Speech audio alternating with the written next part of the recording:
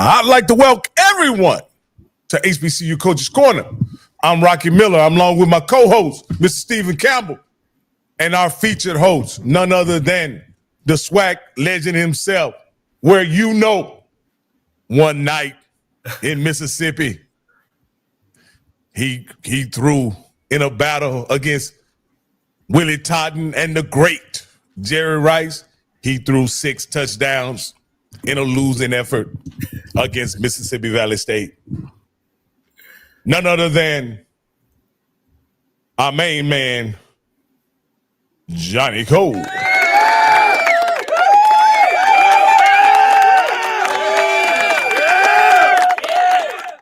Hey, Coach, before we get started, Coach, I want to say with heavy hearts today, recognize one of the guys who really was a staple among the HBCU football space, somebody who watched all the shows, somebody who listened and commented and even encouraged us. Also provided us with inside information to what was going on, and who is unfortunately no longer with us, Coach Cole, a guy by the name of Craig Hall. Yeah. I want to say shout outs to him and his family, along with the Body family, who he is a relative of, someone who meant a lot to Andrew, who even accompanied Andrew on his visit to Alabama State. He unexpectedly died shortly last week, just before the Bama State game, and it was such an unfortunate situation. And Andrew, had a great game, and I just regret that Craig is not here. It wasn't here to see it live and in person, but I'm sure he was looking down and really looking after Andrew while he made a sensational performance last week, man. And Craig truly will be missed. If you guys have anything to say, I mean, Craig was a superstar of this podcast game. He's a very integral part of Andrew's success. He also reached his hand out to Texas Southern in a football program when he was around. He was a TSU man. I remember times he would call me all the time, and man, we talked football for hours, And I had an opportunity to talk to his wife, man, which is, of course, she's tore up about it. She said that she will always keep his number because she said a lot of people be calling, and even when I call, she kind of dropped the news on me. I didn't even know, and the first thing she said, "Man, is this Coach?" I said, "Yeah." She kind of let me know that Craig, had a liking to me, and I want to appreciate her and him and the whole Body family for making me a part of that family. We talk. I've talked with the dad since that happened and after the game, but like you say, Craig was a guy that he supported all HBCU podcasts, not just ours, all of them. So he's going to be dearly, dearly missed. He's going to be missed by me personally, and I wish him and his family and I'm sending up prayers for him. Well, I can say the same thing. I talked to Craig a couple of times. Love his nephew, big supporter, and would reach out, and when anytime I was doing a skit or something or a comment, would always comment with a positive comment. So once again, I always say this, and Coach and Rocky, you're gonna understand this too. When you come up through this space, it is a big family. Now, we don't always get along with everybody. We don't like everybody, but we're still family. And what this space allows us to do is to all enjoy successes and support each other when there's situations like this. So to the Body family, prayers out. To the Hall family, prayers out. And like I said, once again, I just want everybody to know we are here to be positive and be supportive, just like he was. So I ask everybody in his own name, to be the same because he was always uplifting, never tearing anybody down. So that's the thing about it. And that's what's great about this space. So I hope everybody will learn from him because that's what this space is really all about. You're going to be missed, Craig. No doubt, man.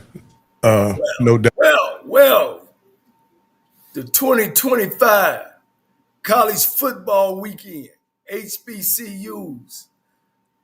Man, we've seen a lot of good football, Coach. We've seen a lot of good football.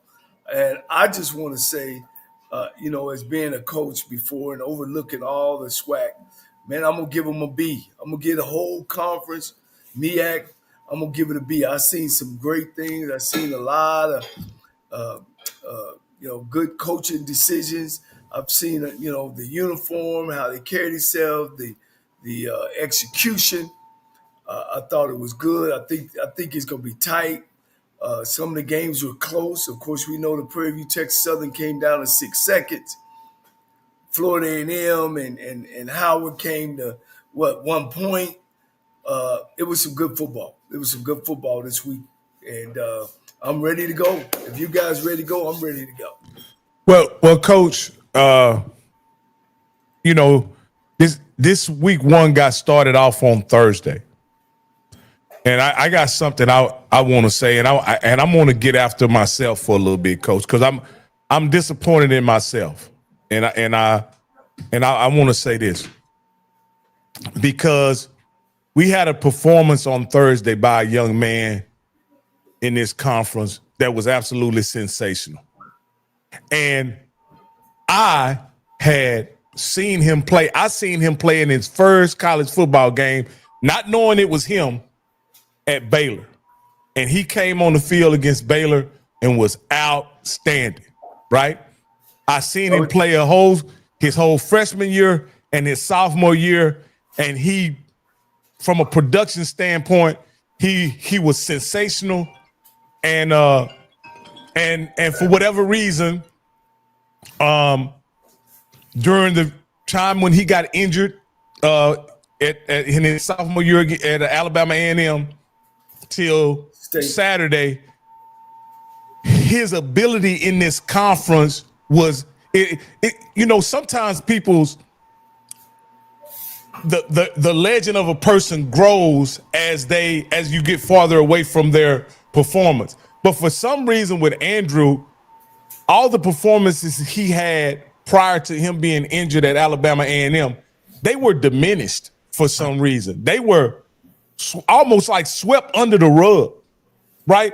Almost like those things didn't matter. And I fell into the trap in somehow doubting what I had seen many times before. And when Andrew got a chance to play last week, he reminded us of who he is. And we all know who he is. We don't have to guess about who he is. Yeah. And he showed us. And so what I'm saying is, and I'll just sum it up and say it like this: I'm disappointed in myself because I doubted my own eyes. I listened to guys like Zoe talk about he hadn't beat nobody as a quarterback, understanding that they didn't win not because of Andrew. Andrew did all he could to win. He did. If everybody on Andrew's team played like him, then they would be conference champions. You understand, at TSU? But unfortunately, you were one of the first people that, and you're a quarterback guru, Coach. You said this guy's the real deal, and he says it's surprising that he's this good with the level of coaching he's been given up to this point. With better coaching, he can be sensational, probably even a pro prospect. And you said that. And I want to apologize to Rick, him. I want to apologize even to Craig, and because I fell victim to diminishing what he had already done in this conference and almost forgot who Andrew Body was, Coach. And I want to apologize because he reminded us on Thursday. Well, I'm glad that we took this little time out to give him his flowers And the thing we were talking last week, Bishop, about, back in the day when we were coming through, it was all superstar quarterbacks. And that was the one thing that we were saying is, where's that guy at? Where's the quarterback? And, when we came up, the quarterback was on the fly. Everybody knew who was going to be the starting quarterback. This day and time now is a two tandem. Everybody don't know, reversing back. Andrew Body is him. He is the guy. And I think if he continues and stay healthy and they continue to be positive, because they're going to beat some folks. Of course, they got to get their defense straightened out. But this kid is him. He's the real deal, And if you've stayed with him since then, he's a hardworking kid. He's just as good off the field with his parents and with, he's a team guy. And he's the real deal. And I really think that if he stays on this pace, he will get an NFL look. He's got size. He's got speed. He can play different positions. I'm not saying quarterback, but I am saying quarterback. He might can go to wide out. He might can play a free safety or a strong safety because he is a tough kid. So I'm letting you guys know he's on the clock. Well, I'm talking about the NFL clock. Let me say this, Campbell. I'm gonna ask you, Campbell, because you're a historian, Coach. You may be able to input on this. When the last time the SWAC or HBCUs, for that matter, had a guy to pass for 300, run for 100 against a Division 1A opponent? Now, well, I'm going to tell you, so here's the thing. Now, Coach, I don't think Tavares Jackson ever did that against FBS. Now, Steve McNair, did he do that? Yes. One game? I think he did against Mississippi State, or not Mississippi State, but Southern Miss. Maybe I don't know if he rushed for 100 yards, but it was close. Yeah. So I'll answer this. The person who had the potential. So when you start throwing names like Tavares Jackson and Steve McNair out like that that alone, no matter the amount of 300, 100, but the fact that it's in that conversation says something. But I'm going to give it right back to you, but I want to say something. And I'm going to say what Coach said. FBS play, okay? He played at FBS school, right? So no matter the level, it's still FBS. He had the most impressive offensive performance of any offensive player this weekend. At any level. Show me enough. And like I said again, I know there's levels because there's group of 5, but FBS, that's who he played against. He had the most impressive offensive performance for the whole weekend. And no interceptions. No interceptions. So that's interesting. And shout out to Andrew Body. But, Coach, we got to move to this next game that happened on Thursday, Coach. And this was, I don't know how it could be any worse, in my opinion. And this was Alcorn losing to Northwestern. I won't belabor this point. I think it is what it is. Coach Thomas is a friend of the show. And so I want to recognize that. Shout out to Coach Thomas and and him coming on the show, Coach. But he can't be happy about what he saw on Thursday.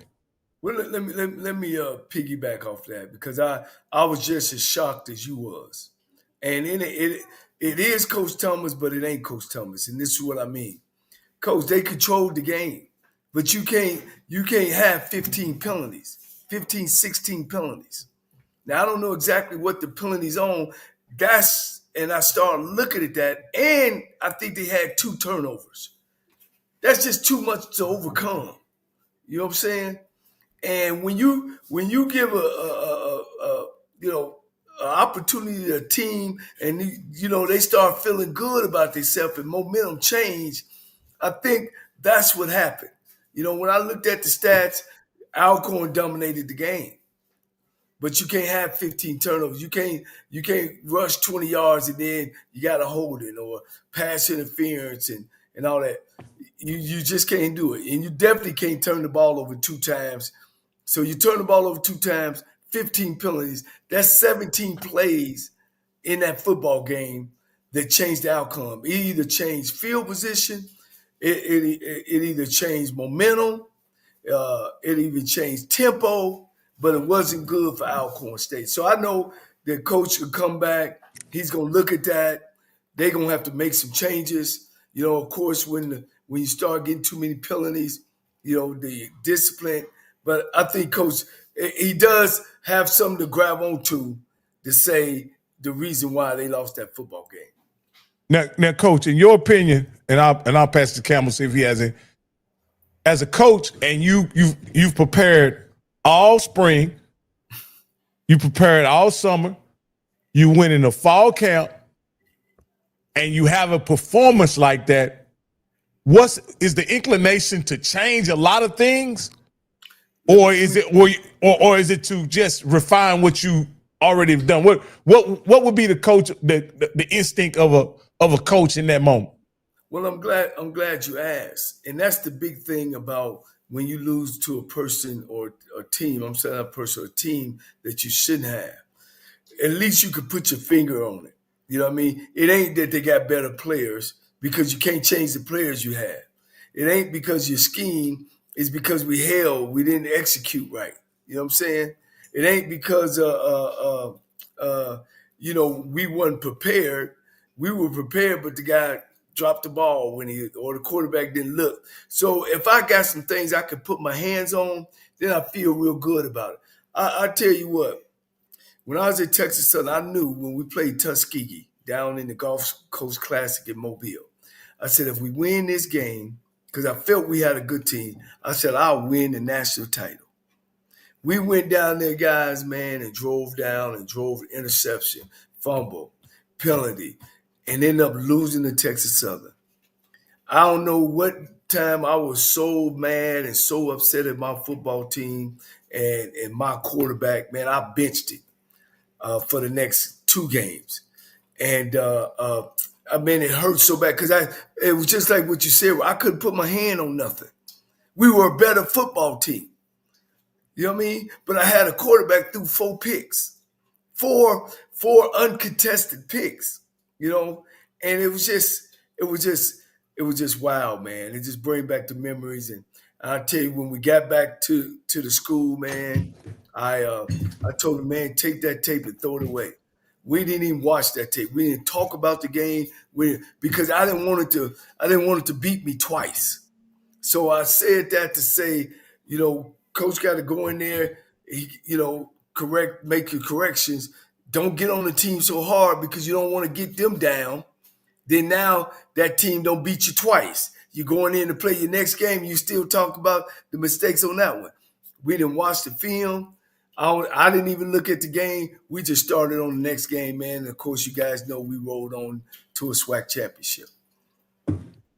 Well, Coach, that's what if I was a coach and my livelihood depending on winning football games, losing to a team that had won the game in 20 tries, Coach,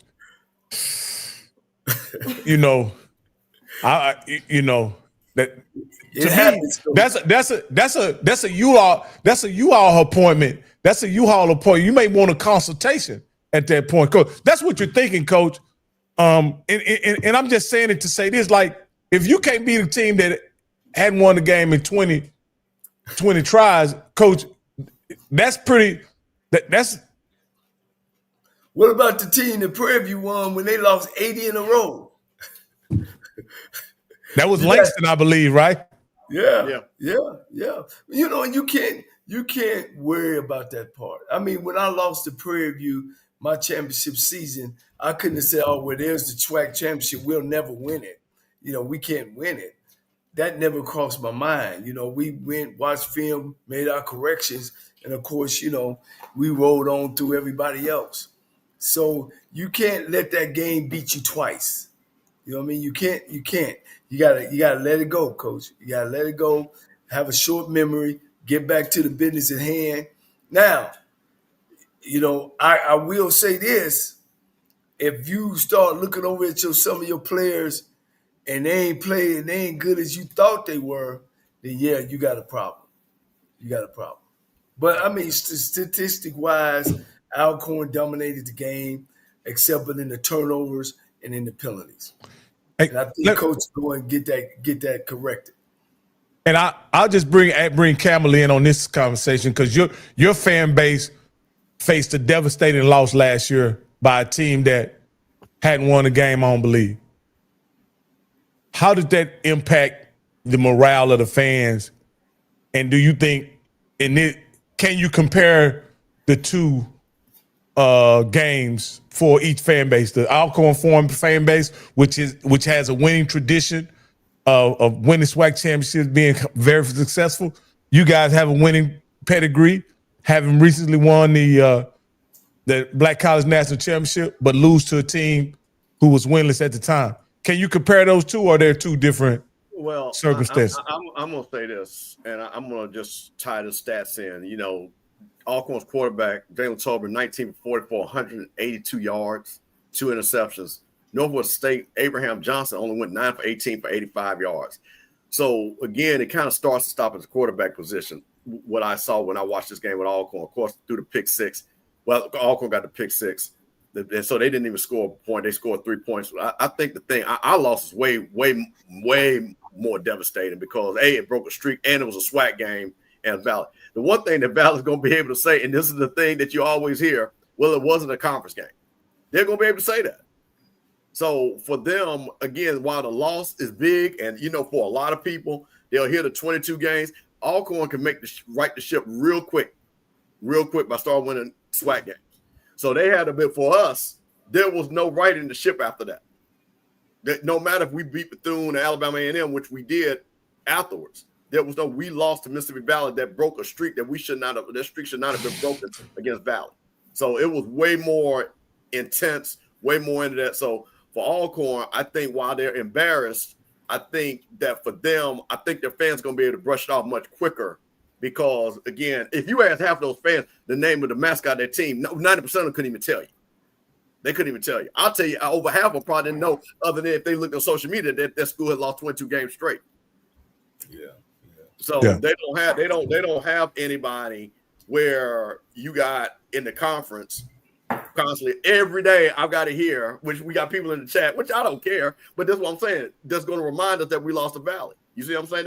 That's part of the conference. So that's part of the lore. So FAMU got on it. I think Alcorn, for them now, the thing that, and you know what, I'm going to say this, and Coach, I want to get your opinion. Before I started doing the show, right, I always had empathy for coaches, but now doing this show, talking to them, I really have empathy. So the things that I think that I want to say, I don't say, because when I sit back and again, like you say, Coach Thomas, he comes on this show, he feels good, he's got the quarterback, and then what you say, your team, that hurt me. That's one of our guys. You know what I mean? Everybody that's came on Coach's Corner, I have a personal relationship now to me. So I root for them no matter what. So when I see it, it is not just some random joke, oh, they lost, 22. These are things that I know Coach Thomas, his staff is like, the pressure's on now. And I don't care what people say that doesn't. And, you know, we'll get to FAMU. We'll have a whole segment about FAMU. But the pressure's on now. Because now you got to think about, is this the right person that we put at the quarterback? Did we have the right plays called? What a mistake. Because, you got to restart all over and rebuild. Yeah. So that's the thing that I find interesting when I see a loss like this, that going into it. But I think, once again, what you can do, you can recover by starting winning SWAC games. Well, you know, one thing about coaches, man, that's true. You got to be true to yourself. And I talk about how I learned and things like that. I remember playing Kentucky State at Lane, and we got to the stadium late, and we running out trying to get dressed. That's on me. That's on me as the coach. You know what I mean? We wasn't prepared. We didn't get there early. And, coaches, they take them dark days and dark times and look in the mirror and really, really, really, you got to really, really be true to yourself. And that's one of the worst things I hate when I'm around coaches and I'm around a program, is where I see a coach always blaming it on somebody else. Sometimes, you got to blame it on yourself as the coach. Did I have a team prepared? Were we ready? You got to go and evaluate yourself. If you're not doing those things, I mean, even I would scout myself. I would have a group of my coaches who would scout our offense, scout our defense on what plays that we like, what we like to do. You got to do checks and balance because you understand you got to know the whole gamut of it. So good coaches, that's what they do. And the guys that we've had on our show, I'm pretty sure they go back and they do that. And then they make the corrections and they get rolling. You gotta win that next one, and then after that next one, you win that one, then you back on track. Hey, Coach, it's that time. I want to thank everybody who's been watching us on the Off Script channel. We're going to suspend at the 30-minute mark. We're going to suspend the broadcast on the Off Script channel, but you can catch it on the Rocky Miller channel, the home of the HBCU Coaches Corner. So I'll put the link in here one time.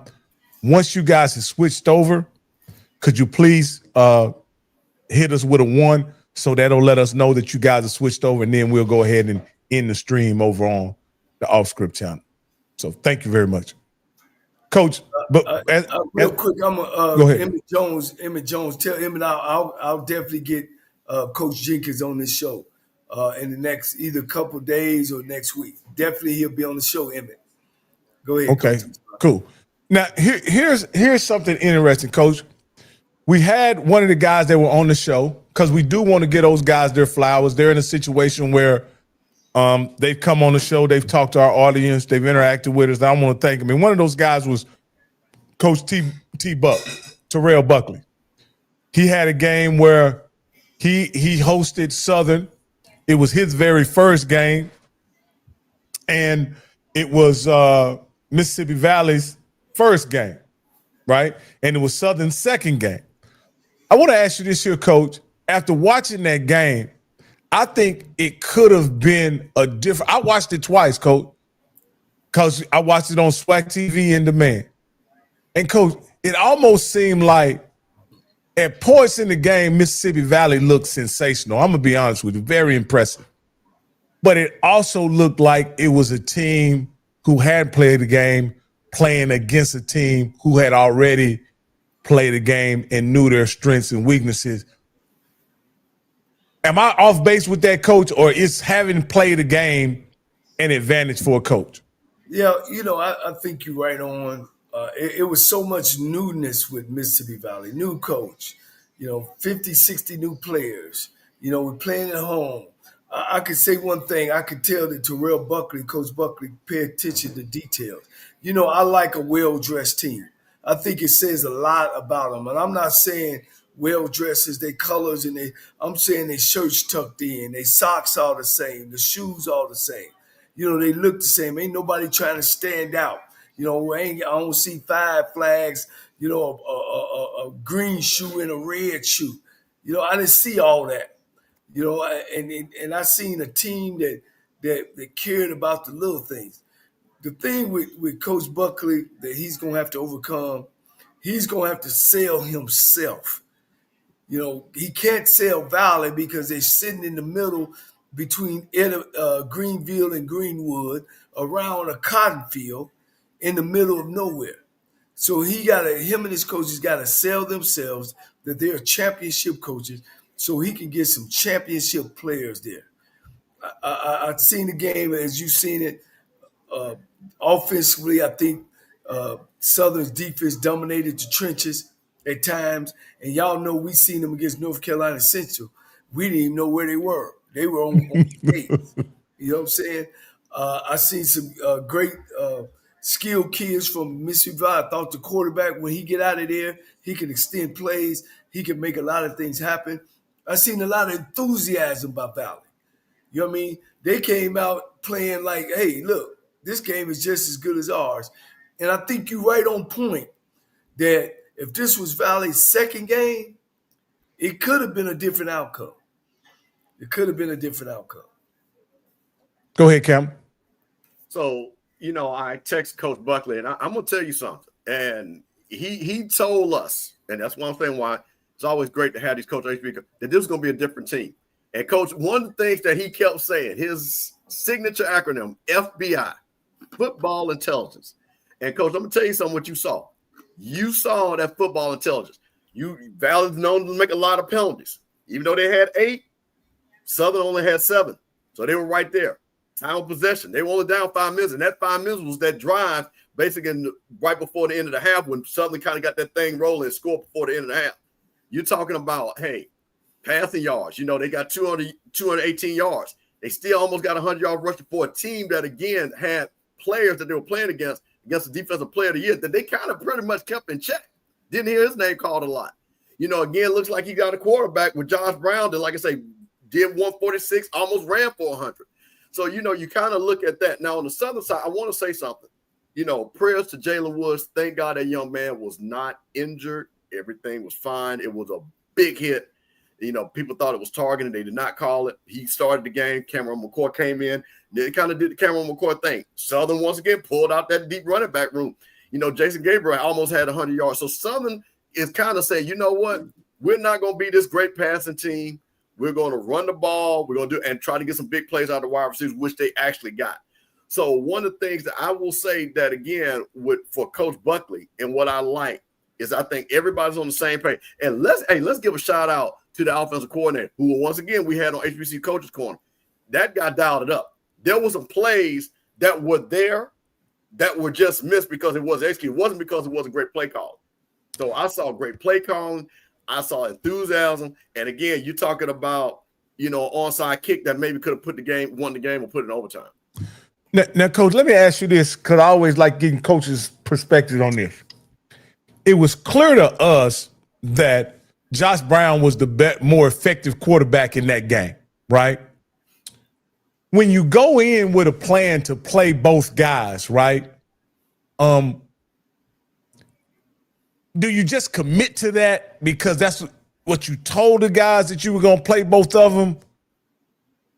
I mean, because if you look at it, Josh Brown was 12 of 25, and Brandon Nunez was 2 of 8. But the real problem with Brandon Nunez, he was 4 rushes for negative 23 yards. Him coming in the game put them in some really bad situations when you talk about sacks and attempts to run the ball. So when you see that, if you have a plan to play 2 guys,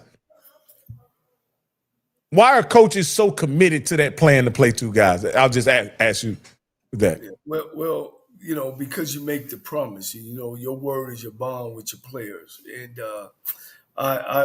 again, I go back to my days as a coach. I had Leon Murray and a guy named Todd Valentine. Todd Valentine played on the team last year, but Leon transferred in to us from the University of Pittsburgh. And really going into the game, I felt that Leon was the better guy, but I started Todd. It was the first game. It was against Florida A&M. And Todd came in, did what we thought he would do, 1, 2, 3 out, 1, 2, 3 out. Leon comes in because we said we would let you play, and then I told him whoever's hot, that's who we're going with. Well, Leon came in and hit 14 straight completions.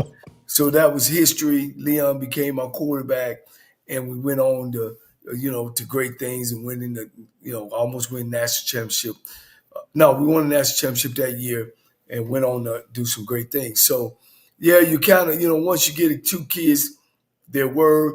But, I mean, and it depends. If that quarterback you put in there, he get hot and he's moving the team, you kind of stay with him. But if he ain't moving and we ain't scoring, then you stay with the system. So, once you make that commitment to the 2 guys and tell them we're gonna play both of y'all. But always, to me, I think you should put on the end.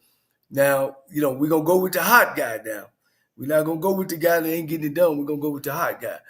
And after that half, or after the first and second quarter, you should know by the end who's your guy is. Well, let me ask Bishop this, being our sports historian and somebody who's followed the SWAC for a long time also.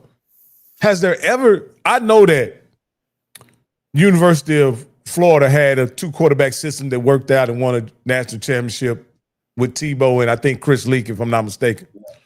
Has a 2-quarterback system ever worked out in the SWAC, to your recollection? Well, let me say this. I want to answer it this way. I think what you got is you got a bunch of new coaches that are trying to find out what they got in their quarterback room. And I don't think any, and I can look at, because let's be clear, and I'm making a bigger, other than Andrew, I'm going to give Jocobian Morgan, not from the passing side, but just run the offense, and the kid down at Prairie View that threw 4 yards. No other quarterbacks did anything spectacular, period. So to me, I think it's more, especially with the new coaches, like Coach said, I got a guy that maybe was a little bit ahead coming out of the campus. I'm going to start, but let me just see what this other guy got, because you got to find out on the run, especially for these new coaches. So I don't think any of these new coaches have quarterbacks that were that dominant where they were guaranteed 100%. You knew, like Jocobian, you knew. Andrew, you knew. The kid down there at Prairie View, you knew. And hell, even the kid at Texas Southern, you knew. You could kind of tell that was the guy. But the rest of it, I think what Coach did, I think honestly was just say, you know what? We work this kid in. Let's just see what's going on because of the long season. So, no, I think, Coach, I remember Jackson State had McKenzie and another guy that was going in and out a little bit one year. Grambling did that in the 80s, and that name's going to come to me. And didn't Southern do that a couple of times? They had those 2 quarterbacks. One could throw, one could run, if I remember correct, in the 80s. When my time they had my friend, good friend, man, we done went back, Coach. We done went back. But you know what I'm talking about, right? Because they kind of did that.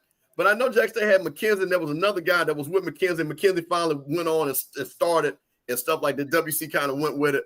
So Rocky, to answer your question, I think for this situation, you got a lot of coaches because their quarterback room is not 100% settled, that they want to give an opportunity to the other guy. Well, let me go ahead. No, I just wanted to say something you always say, Coach Cole. Since you and I have been working together, Coach Cole, it has frustrated you to a great deal that these guys won't pick a guy and develop that guy. And you've pointed out many times to me, whether it be on the phone or through text, that it's important that a team settles on somebody so you can start building chemistry and determine what kind of offense you're going to have. Coach, go right ahead. Well, because the court, and that's the problem. We don't have good quarterback coaches. You know what I mean? You got to have good quarterback coaches. And most of the time, a guy who played this position, because the quarterback handles the ball 100% of the time. 100. He going to touch that ball every time. He has to feel comfortable. You have to either take your offense and build it around a guy. If you, in your philosophy, if you're a throwing guy, then you got to get you a throwing guy back there. Like for me, I don't really like a running quarterback, a guy that ducks and run all the time. I've said it for the longest. When I see these guys playing at these other schools or even in the pros, where they can't go through their progressions, primary, who's my primary receiver, who's my secondary, then I drop it off. You get guys now drop back a primary and over, he gone out of there. You know what I'm saying? So that's telling me right now this guy's not going through his progressions. And you got to be, as a coach, you got to know. But what we do, we sit back, especially these young African-American quarterbacks, we sit back, he look at his primary, it ain't there. He fake everybody on the field.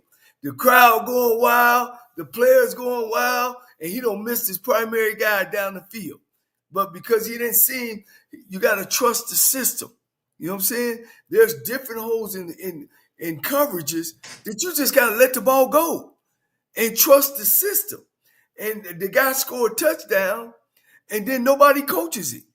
He the best thing in holy mo. Me, I'm going to watch film. I'm going to go through the progression with him, and I'm going to get on his ass. Because when you play them good ones, we could take one Bishop and DeBoer Clark, David Wright. David Wright When he played and he scrambled and he found boom, boom, boom, 3,000-yard passes. But when he played a good team, how many interceptions he threw to against Miles? Miles, probably 13. Well, that was one game. That was one game. He threw almost 11, 12. Because what? And I can say it, is because they didn't coach him through them tough times. They had to teach him how to trust the system. And you got to have good quarterbacking coaches that you got to coach a quarterback every day, every play that he comes back. Coach, let me say this, Coach, and this is going back to the Mississippi Valley Southern game for a moment. Southern was able to pass the ball had some success passing with Jalen Woods, right? However, they weren't really putting points up. I think having Cam McCoy come in the game simplified the game plan and made it a priority that they run the football. So what I'm saying, Coach, sometimes I think the quarterback in this situation for Southern made them a running team, and that was their best option in order to win the game because it shortened the game. You took the time of possession away from Mississippi Valley, and it gave your team an identity. And to me, those three things were the recipe for Southern to win the game because I think they came in the game wanting to throw the ball all over the yard. Because just in a quarter and a half, Jalen Woods had attempted was 9 for 13 for 70 yards, but they were passing for 5 yards a pass. You might as well hand it off. If you're going to do that, that's a much safer option. Well, let me give them a tip. I'm gonna give them a tip, Coach. When you got McCoy in the game, you got two explosive players. You got the kid from LSU at the tailback, and you got the quarterback. Go into a run and do what McCoy do best with the ball. Put him on some bootlegs. Make him fake and go the other way. Put him on the edge. Let him know whenever you teaching a quarterback, we teaching tonight. Whenever a quarterback breaks contain, you tell him one thing: run first, pass second. Why? Just give me 3.5. Give me 3.5 on first, 3.5 on second. That give you second, and you give me 3 on third. What we doing? We moving the chains. That's what you want to do. So if McCoy is gonna be the guy, let him be the guy. Let him, and then when he do fake it, come out and get one over top. Y'all know he can throw one over top now. And I'll give him on some quarterback counters, some quarterback power, along with this other kid. Man, they would be dynamite together. But you got to put together a system that's what they and you got to work him with the bubble screens and the slants. You know what I'm saying? So you can't do what you do with Allen, what you do with McCoy. You can't do what you do with McCoy with the other kid. And that throws the offense out, and the offense never gets any continuity. You know what I mean? So now you're just out calling plays, and McCoy is running plays that Allen should call, and Allen is running plays McCoy. You all over the board. Get solid. Make up your mind. I tell you what, when I won my championship, guys, you always say, what you say I done on the night in Mississippi Valley? I threw the ball, didn't I? I had to make a decision that we had great defense. Don't turn the ball over. Let's let the defense win. And we had 2 hell of a tailbacks. And that's how we won the championship my year at Texas Southern. I decided in the offensive room that we were going to get the ball to our best athletes. And that was our running backs. You know what I mean? And then you know what I did with my quarterback? Because he was a runner, we had running plays for him too. And we kept it safe, and we let our defense win the championship game. So you just got to make a decision, because that in and out, your team, your offense, it's got to sync. It's got to have some continuity so it can move the ball. And it's about getting first down.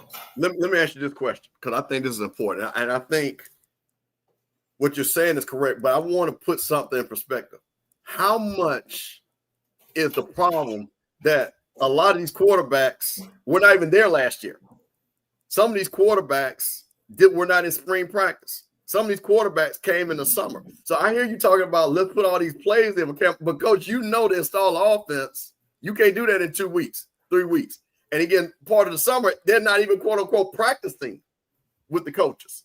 So what I'm looking at, I bet you if we start looking at some of these players and look at transfers, RJ from FAMU, Cam from Southern, you start seeing things. But now start looking at the quarterbacks there. Andrew's been in that system. We'll be in Alabama State. Because do they have the same offensive coordinator? Same guy? He's been there 2 years. He's been there 2 years. So now he's been there the whole time. He knows the offense. Jocobian Morgan's been in Jackson State for 3 years. I think people don't understand that. What more does he not know about that offense? He's been there for 3 years. TC can put all types of stuff in there for him. So, but when you start looking at these other guys, while you see it, can Southern really put in all these plays? And somebody tell me when Cam McCord got there. Because like I said, I think he got there late spring or the summer. So I think that has more to do with is the continuity. You know, you got the kid in. He didn't throw for a bunch of yards, but he was effective with that offense down at Texas Southern. He's been there. It's the same offense. Even Peters, different offense, but he's been there. So I think that has so there you go. So Crook, thank you, Crook. He's been there for the summer. So what, you know, again, we see this is my thing, Coach, and I want to point out because this is HBCU Coaches Corner. And I've just seen a line in the diaspora. Oh, these coaches can't coach. These coaches don't know what to do. But they don't realize, Coach, you got to be able to time the coach to coach, right? Say that again now. You have to be able to coach. You have to have time to coach. And my point of it is, how can you coach? How can you? Yeah. So my point of it is, while you coach, you're a great offensive mind. I don't care what it is. If you only got 3 weeks with a kid, that hobo offense ain't gonna be the hobo offense. It's just gonna be the whole offense, and then we gonna get to the bowl later. You see what I'm saying? That's my point. So that's what I think we see with a lot of these guys. Is that's the problem? Is that these guys are coming in, they transfer, and they got the size and the speed and all that, but they don't know the offense yet, and you can't do the things that you're talking about. Well, I think when it comes to offense, the only thing that's changed is terminology. The power play is the power play. The lead is the lead. The outside zone is the outside zone. You know, so some of the blocking schemes are all the same. You know, it's just the point of attack. Once you learn the point of attack, you know, you gotta believe in yourself, and you gotta know, you know, what you get. I mean, Leon Murray came in, and we didn't have him in the spring. He came in the fall. You know what I mean? And it's fortunate we put the time in to get him up and going in the offense of what we do. You got to do what that kid can do and what he can do well. You just can't. If you got a kid that can't throw the ball that well, then you got to put some things around him and make the passes they throw are nice and easy. But I just don't believe in the alter. The same thing you're saying. Well, if I don't have time to train the kid, then how can I put 2 or 3 quarterbacks in the game? Oh, you got this series. Oh, you went 1, 2, 3 out. Maybe the offensive coordinator called the wrong plays against the wrong defense. So, okay, you go over there. All right, you come in. Oh, you doing well. Well, maybe the offensive coordinator called the right offense against the defense. Then, even though he done well, hey, man, I got to get this other guy in here. Man, the object of the game is to win the football game. And as coaches, we got to come out of the fall, come out of them practices, and make some hard decisions. That's why they call you head coach. That's why they call you coordinator. You know what I'm saying? You got to say, this is the guy that we're going with. Coach, and do what he can do best. Coach, here's one of the things the bishop wanted me to put up some blind stats so we could look at them and compare quarterback stats, not necessarily quarterbacks, but just quarterback stats. Unfortunately, I didn't have time to do it, but I want to point out some things, Coach. Can I say this before you put the stats up? I won't be able to put them up, but we can talk about it. Okay. Here's the only stats to me when it comes to a quarterback. Pass percentage, and did we win? So here's the thing, Coach. Here's what people will say. I've heard this. We've had people literally kill R.J. Johnson. Is that his name from FAMU? Yeah. Yep. Kill him. Literally kill him for going, what, 17 for 32? Yep. Right? We know that's not good, right? But however, there was another quarterback who went 15 of 30, and he's been titled the ultimate game manager, coach. He 13, got to remember, 15 of 30, 4.8 yards a pass, 0 touchdowns, 0 interceptions, coach. And this guy it's been said by many, he's the ultimate game manager, the field general, coach. Coach, my point is, both of the stats are the same. How can one be the field general and the other one be garbage? The only thing I can tell you is the fans don't coach. They don't know. They don't know. It's the coaching staff that says what's what. You know what I mean? Now, if you look at one aspect of it, again, if guys, how many drops were they? Were we in the right play versus the right defense? You know what I'm saying? And the biggest thing I just said, what? Pass completions, and then we win the game. I thought the guy at Prairie View managed the game well. I think maybe that's who you talk about. No, okay. So, no. We talking about the guy from Jackson State. Okay. He was 15 for 30. People are saying over at Jackson State, he's a field general. He's an ultimate game manager. Coach, they passed the ball for 5.8 yards an attempt and ran the ball for 8.3. Why were you even passing the ball? Yeah, you got a point there, Rocky. You got a legit point, but you got to throw the ball some to loosen the what I'm simply saying, Coach, you can't make one guy the ultimate game manager when the results of the other guy. Now, let's say this. The other team lost. Unfortunately, FAMU lost their game, right? But FAMU wasn't able to run for 283 yards. Matter of fact, I guarantee you this, Campbell, if y'all were able to run for 283, do you think y'all would have won the game? Yeah, I would hope so. Let's say that. I will hope. No. See, this is what we get. I'm hating now. Let me say something because you're on something. But let me tell you this, and I think this is what coach is going. Okay, you got both quarterbacks, right? And they picked the FAMU quarterback because they said, I'm assuming, from my understanding, that he can run, right? He can do a couple things with his feet. The one thing that I like that I watched that whole Jackson State game because it was blowing my mind. And Paris knows it because she saw my tweets. How they gonna beat Jackson? I'm like, y'all are out your mind, right? But let me tell you what I like. Coach TC said, you know what? I got all these weapons, and they were throwing it. That's not Jocobian Morgan game. And you know what he said? I mean, they tried, but you know what he said? We can run these bootlegs. We can run these screens. We can run up the middle and run our game.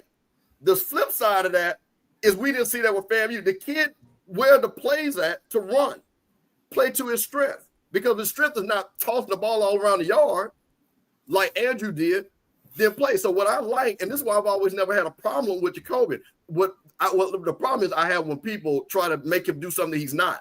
He's not a passing quarterback. He's a great game manager. That wins championships. So for them, their offense he fits their offense. And they tried something, and they're going to get those weapons going. But Jocobian Morgan is never going to go 25 for 30 for 350. That's not his game. Nor should it be Jackson State's game when you got kids that can tote it for 100-some yards. So I would always rather have the guys that can beat you down and run it. So that's what I think, again, where the problem comes in at, Rocky, to your point. I was looking at L. Dot 662 said, Coach Cole, when does the head coach make the decision to relieve a coordinator? What goes into that decision? Well, first of all, you got to give him an opportunity to do his thing, and I don't know if you listened to us before, because I'm an offensive guy, I never really just reach out a hard offensive coordinator. I gave him the title maybe, but I've called the plays on the weekend, just because of that. The things that you got to evaluate. You got to evaluate your coach. And like I said earlier, I've always had a staff we scouted ourselves as the defense scouted themselves. And, if they're not getting it done, they're not sound. And what I mean by sound, where people are popping wide open, if you're talking about a defense coordinator, you're not in the right front, you're not in the right defense, at times, you see that he don't have a handle on it, and most of the time you'll do it after the season. I don't think you'll do it during the season. You'll go with the guy, you give him the opportunity, because at the end of the day, if he's the coordinator, and that's why it's very, very important that you hire not only a good coordinator, but other good coaches around him. You know what I mean? And so you can sit down and talk. And that's a good thing about a head coach, Dot. That's why a head coach should know the offensive side of the ball and the defensive side of the ball, as well as the special team coordinator of the ball, so he can ask the right questions. Don't be an asshole, because sometimes, coordinators, they just personnel-wise, they don't have the right personnel. And that's why it's also important that when you are recruiting, you don't go sign 10 wide receivers with an offensive line. We need more offensive linemen. You don't go sign, a whole bunch of running backs when you're only playing one. So all that's strategic in making sure that these coordinators have what they need to perform at the highest level. So these guys are saying that I'm hating, and if y'all want to say that, that's fine. I didn't give you an opinion on one or the other. What I said was, y'all say that one is the ultimate game manager, the ultimate field general. He literally has exactly the same stats of a guy who lost.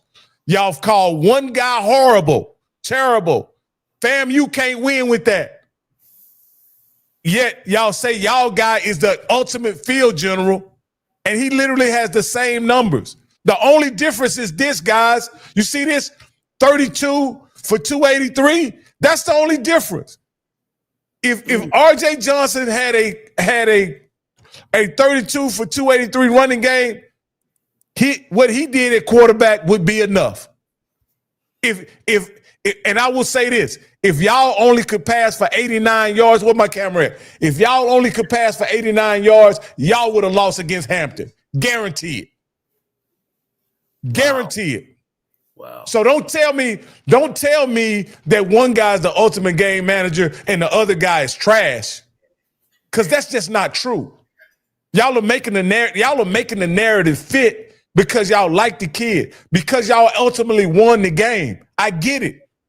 But at the end of the day, one stat line is no better than the other. And I'm done. Yeah. Neither stat was impressive, Coach. And I understand what you're saying. Sometimes we get caught up in our feelings, and then we get caught up in the history.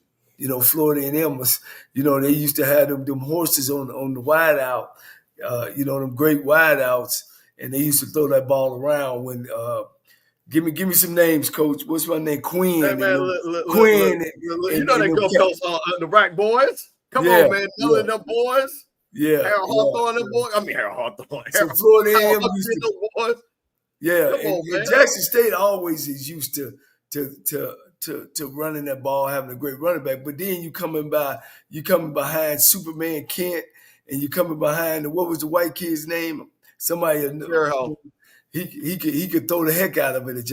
And then the guy that we took the picture with, Rocky, Coach Ashbury, he could throw the heck out of it. Them dudes 250, 275 every game. They throw for close to $3,000 a year. You ain't got that no more, Jackson State. You know what I mean? Florida A&M. I didn't get a chance to see the game, Coach.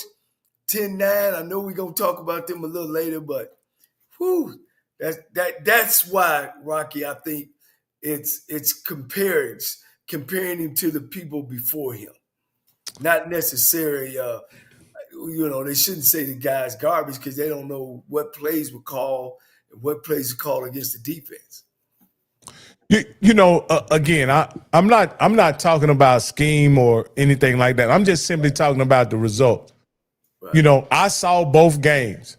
I saw both quarterbacks. And my point is that Jocobian Morgan didn't have an impressive game to me. And R.J. Johnson, in his first start, he wasn't impressive either. But the entire offense struggled. Wouldn't you agree, Campbell? Like, it wasn't just he was struggling. The entire offense was struggling. They only ran for 89 yards. Can I just piggyback off of that too, Campbell? You can ask because I know you was there. Was he missing guys? Was he missing wide open? No, yeah. Well, see, that's the thing. But see, and like I said again, because I know we got other. Because I want to do I know everybody want to talk about the FAMU thing, but I want to kind of keep it because we are the because again I want to talk about all those other coaches. I want to do FAMU almost last a little bit. Okay. But my point of Coach, I want to say this. I keep going back to your point, right? If you got to be able to have a kid, the kid just got there this summer. Okay, he just got there. There were things like what you just named some of those Jackson State quarterbacks and some of the quarterbacks you coach, they would have hit it because they would have known that route was open because of the play that's called. The thing about, I think with people, and this is what I'm saying about when you have great play callers, Coach Maynard, Willie said, I'm talking about just offensive play call, not what they did winning.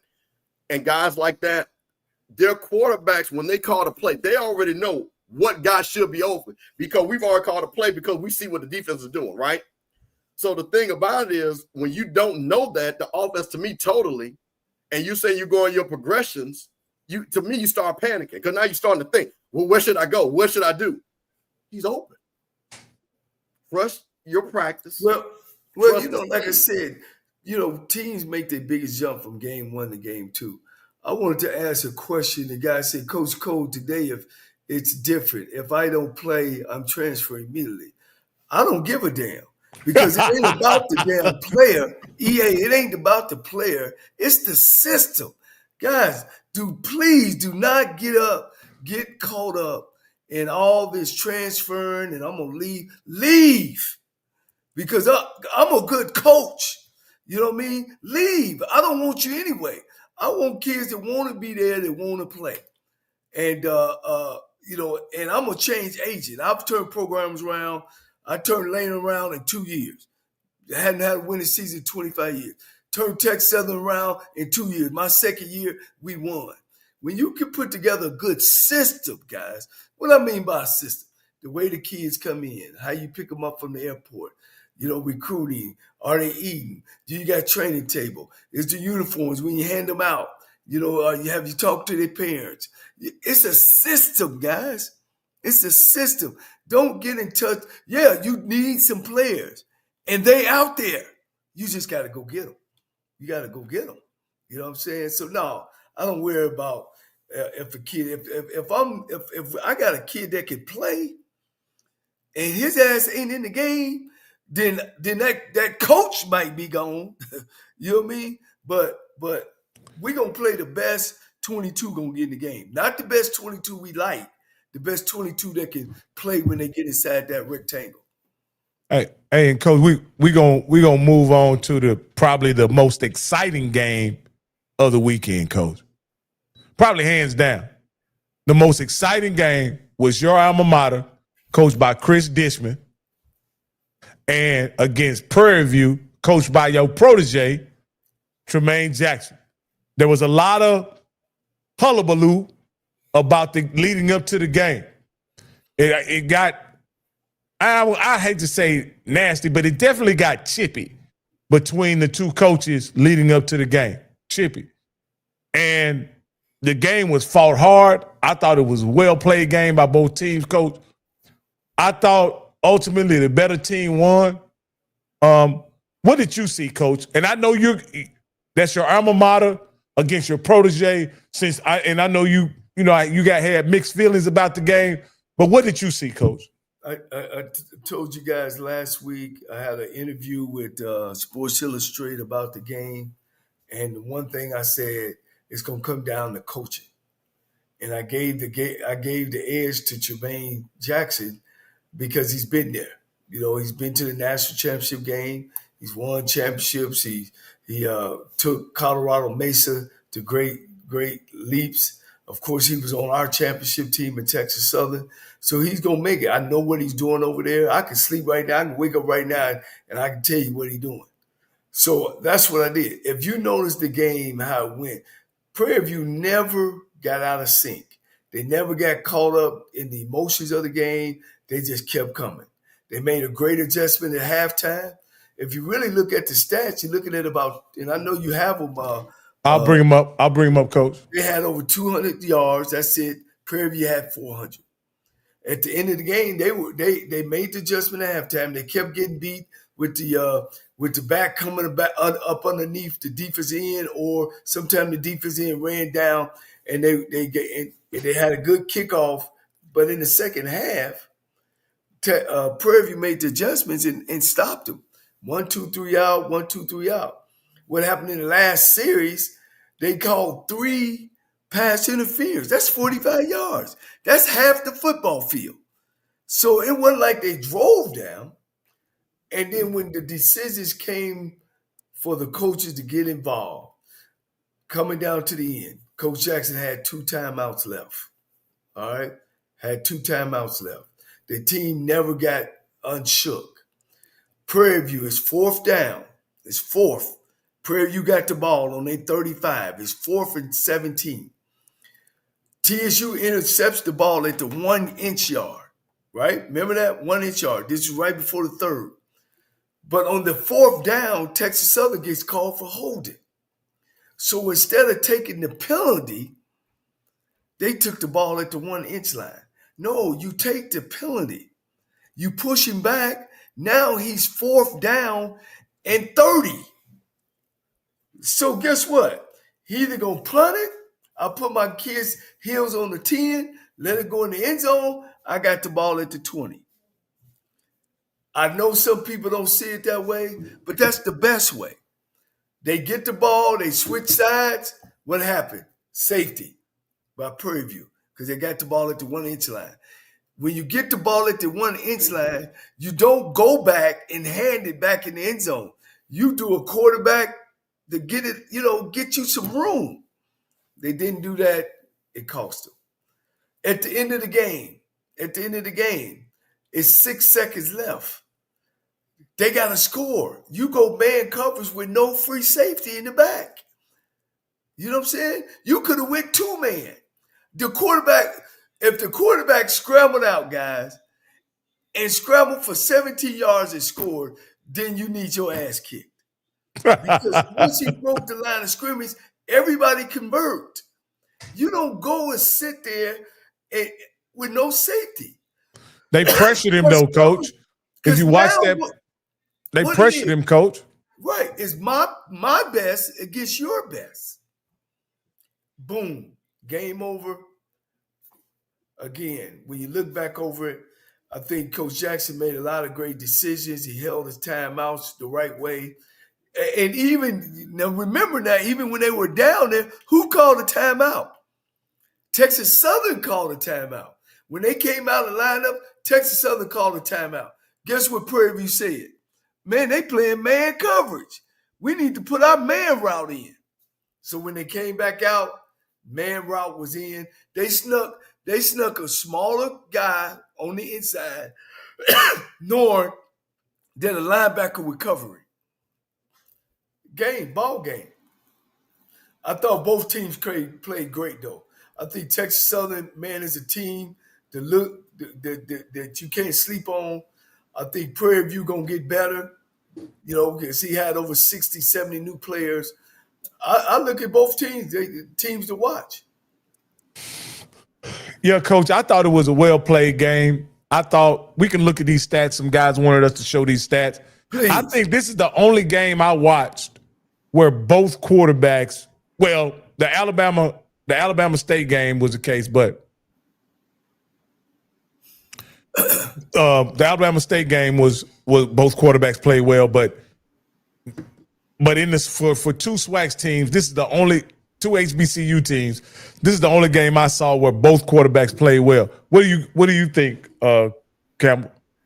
Well, I think again, this is one of those ones where you look at KJ Cooper, who played within the offense. Hey, their running game was electric, and there's another kid that I thought was number 28 that I thought because I think they got the wrong number here on 43. I think that kid number was 28. But anyway, I'm with Coach, and we're gonna talk about this on the prayer line. The thing, and see, this is what I'm talking about. Her, I know Coach Dishman is a smart guy, but there were things in that game, and Coach and I talked about this, that you got to understand time and score. You got fourth down, right? To Coach's point. Now, Coach, I talked to a ref, and I'm going to agree with what you said, but the ref told me that they had to take that because of the change of possession. But either way, to your point, it was fourth down, knock the ball down. Just knock it down. Don't intercept it, knock the ball down. So you still get the ball there. So that's the first thing. And then the thing about it, Coach, I think it was 2 seconds left because remember, Prairie View got pushed back for holding. Well, for that they ran that rub route, that was a pick. Because that was the play before.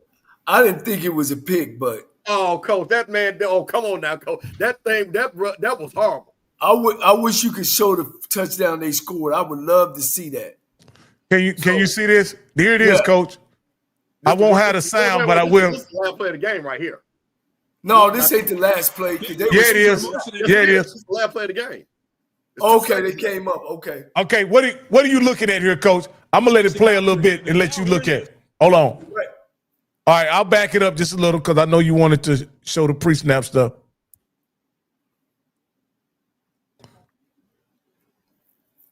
Let me get back to it. Hold on. And by the way, shout out to SWAC TV for keeping these games on here.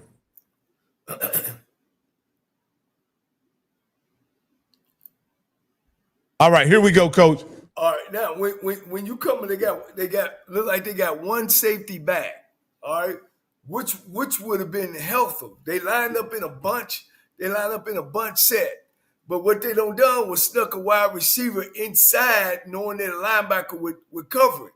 As the play developed, as they went to the motion, they motioned out of the 3. Bingman goes into man. Look, watch they roll into man. Now the guy is right there. He's got the linebacker. Nobody in the middle of the field. That's what the quarterback looking at. So, Coach, let's humor me for this, Coach. What was the purpose of them? Because, Coach, they had to see the pressure look before they called a timeout, right? Right. And I said, in my mind, I'm thinking, this is the pressure, and they're motioning the back out to the boundary. What's the purpose of doing that, Coach? To see if they're in man or zone, number 1. Number 2, to see where the free guy is coming open. But what they did, they didn't do that. They laid back. And you see the inside guy on the tight end that's coming off the ball? Yes. That guy's a wide receiver. Now here it is. So, okay, this is what I was wondering, Coach. What are these 2 guys right here doing? Which one? The 22. Oh man, I wish I had a pointer. But it's these 2 guys here. You see what an inside receiver who eventually catches the ball. Let me advance it a little bit. Right. I know what you're talking about. Who are they guarding? They're like guarding nobody. Right. They got mixed up on the bunch set. They went bunch inside. So 15 is open, but he's not where you can score. He's shallow. Right. I don't know why they brought the free safety down low.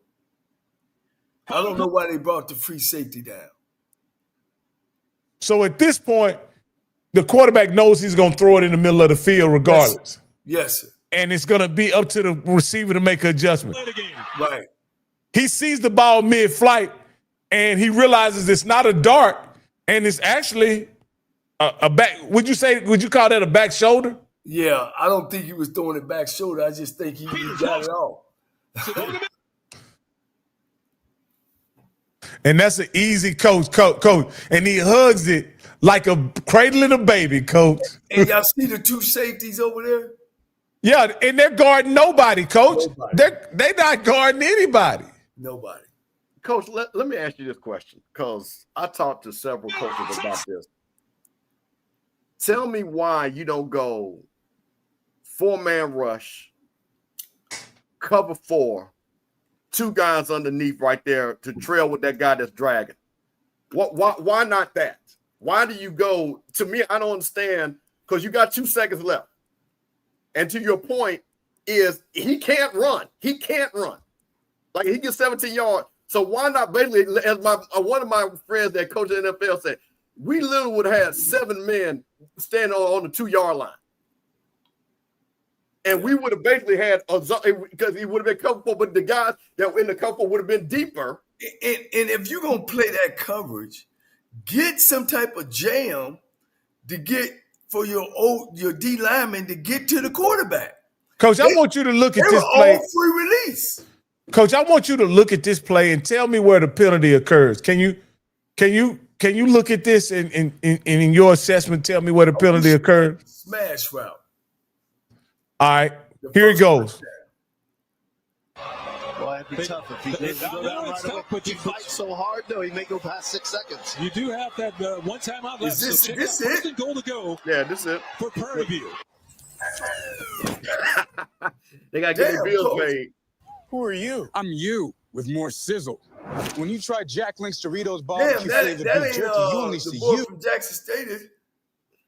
Now, Right tell me What he did. Tell me where He didn't fake it. He just did like this. You can't do that. Tell me where. No, hold on, Coach. Tell me where. Coach, he grabbed him. Running back, Rocky. For some reason, they put a commercial. They put a commercial right in the middle of this play for what? I don't know. Running back, Coach. They literally SWAC put a commercial in the middle of it, so you don't get to run up. Hold on, let's kind of let me try to run it up. All right, hey, and we ain't got to run it to the throw it, Coach. Okay. You know, that's a huge play in that situation. I was gonna say I don't know that This was a they bad want him call. aligning, if they want him pressing harder or whatever. Watch. And they sent Stop somebody it when he over go there across, Coach. to cover. Now, Campbell, which guy you said yards. pass The interference? guy, you're going to go back. Because I got it. Because what he did, he again, it was the rub right, but once again, he stopped. He can stop. He can stop. And it's going to be pass interference called in. Fires to the end. I saw Susie did it. Oh, here he goes. Here you go right here. Complete pass. There was some contact, but that I'm gonna pass tell was you not when to close stop to it, the Rob. receiver, and that may be what the officials were looking at on that. They're gonna give us a replay, Coach. Long as his shoulders is square. To go to Jeremiah Aaron. You see the pass there? That's pass interference there. Number 25, Justice Ugo on the coverage. At best. But if you're a DB now, hey, you don't get him, you just tackle him. You got one timeout. All right, Do you here take you go. a shot with Bateman? Would you just pop him in there? When he come and call across that the timeout motion, if he they didn't take make it? off. He's run Stop. so well here in the second half. Well, it'd be tough if he didn't go down right away. But You fight so hard, though, he may go past 6 seconds. You do have that one timeout left, so check it out. And the First and bad goal part to go. about it, stop it. Nobody didn't even go with him. Didn't nobody go with him? There's nobody to be picked. There's nobody you can pick. Thank you. Look at both of the receivers. Who are they picking? They trying to run Okay, through. watch. They Keep trying to going. run through they trying to run through the corners. Keep going. Who they Keep going. picking? Who's getting picked? Oh, right there. See, look, it shows it right there. No, he didn't Coach. sell it. No, Bishop. No, that was a bad call. Who are That was you? a I'm bad- you with more sizzle. That was When a you try bad Jack call. Link's Well, on the The timeout. Well, To trade. Stop. see right Look there. at him That's trying what to I'm get. saying. You can't do He's that. grabbing He didn't even him. sell He's it. trying to get by the guy. Coach, I knew that's why Coach, he was not he was supposed to do that. He didn't sell it. That's why they called it. That's a bad call. Look at that. He's looking at the quarterback. Look at the other one. Keep going. They not blocking them guys. He's And then look at this guy. Coach, he's And then he been does the pulled same down. thing. He does the same thing. Coach, look, he's been pulled down. Coach, both of these guys are not blocking them guys. The guy that's guarding him is still on the left side on the right side of the screen. That's the guy that's guarding him. He isn't picked. That's a bad call. Okay, wait a minute. Okay, so stop. You can be okay. The pick is when you're not making an attempt to look like you're running around. Neither one of them making it. That's literally blocking right there. No, they can't run the route because the defensive backs are pulling them. Well, okay. Well, let me say this. Okay, so let me. Okay, neither here nor there. But this is what I think, and let me say this too, because this made me. Coach, let me ask you this question. Go ahead. Chris Dishman was known as a man-to-man cornerback. Yeah. That's his DNA. Do you think that has something to do with it? Because that's what he is, and that's why instead of going zone, he said, "This is what I am. This is what we coach." I know what Coach gonna say though. What you gonna say, Coach? Damn, Chris gotta understand they ain't him. You gotta go with your talent. But you're right, Coach. I think that's what it is, and I always tell y'all too that this business is an egotistical business. And if you got people that can play man, you play man. If you don't, you don't. Well, see, the thing, and this is what I'm saying about one game. People saying overreaction and things like. I told everybody this first game for a lot of teams were more important than usually the first games, because you got to look at when I'm gonna look at Chris Dishman's side. I felt they were Texas Southern was totally disrespected. So I thought that's the reason why he came out a little bit on edge. Everybody was talking Prairie View. They got all the new players and all that stuff. And again, he had beat them last year. I told you guys, I felt those guys felt comfortable with this game. So again, you win this game, you beat Prairie View, put them behind the 8 ball, and then you move on. Now you lose this game, and now Prairie View has got all this confidence that they need to move forward, because now their schedule kind of opens up. But if Prairie View loses this game, all them T-shirts and stuff, everybody talking. Yeah. It's a different era. And let me just add one more thing as a referee, you got to know the difference between a zone and a man. And man, you have to recognize they were playing man coverage. They were up, bump and run. So it's gonna be it's gonna be some combativeness there. As long as the receivers didn't come down and block. They came down with outside releases because they knew the play. It definitely was not a pick, Coach. Coach, you not say, Coach, it was a pick play, but the point of it is it was a pick play. That's what the play was. There was a clear out for the guy. It was a pick play. We can't say it. Oh, now, Coach, we can't. Now, okay, let's say I ain't saying, Coach. I ain't saying it was a pick play, though, right? Hey, and then didn't nobody go with him. They weren't even in the right defense. What should have happened, they should have bumped out. Banjo, Coach, ain't it banjo? Well, no, that's between the linebacker and the strong safety. You know what I mean? But when the receiver came, either the corner should have ran over with him, or they should have bumped out. So, Coach, I got one more thing I want you to look at. This is a different game, but I think it's important that we look at this because there were people up in arms about this play right here. And I thought it was a critical play of the game. Because it's SWAC TV, we don't have the actual time when it occurred, but I want to watch this play. First off, I said, I'll tell you what I think about this play right after. You can have, and a lot of people have multiple TVs. You can put one on each TV. Whatever it is, you can watch all the games on SWAC TV. And this is Coach. Now, what I would say is, why is he not running to where no one is? The quarterback? Yeah.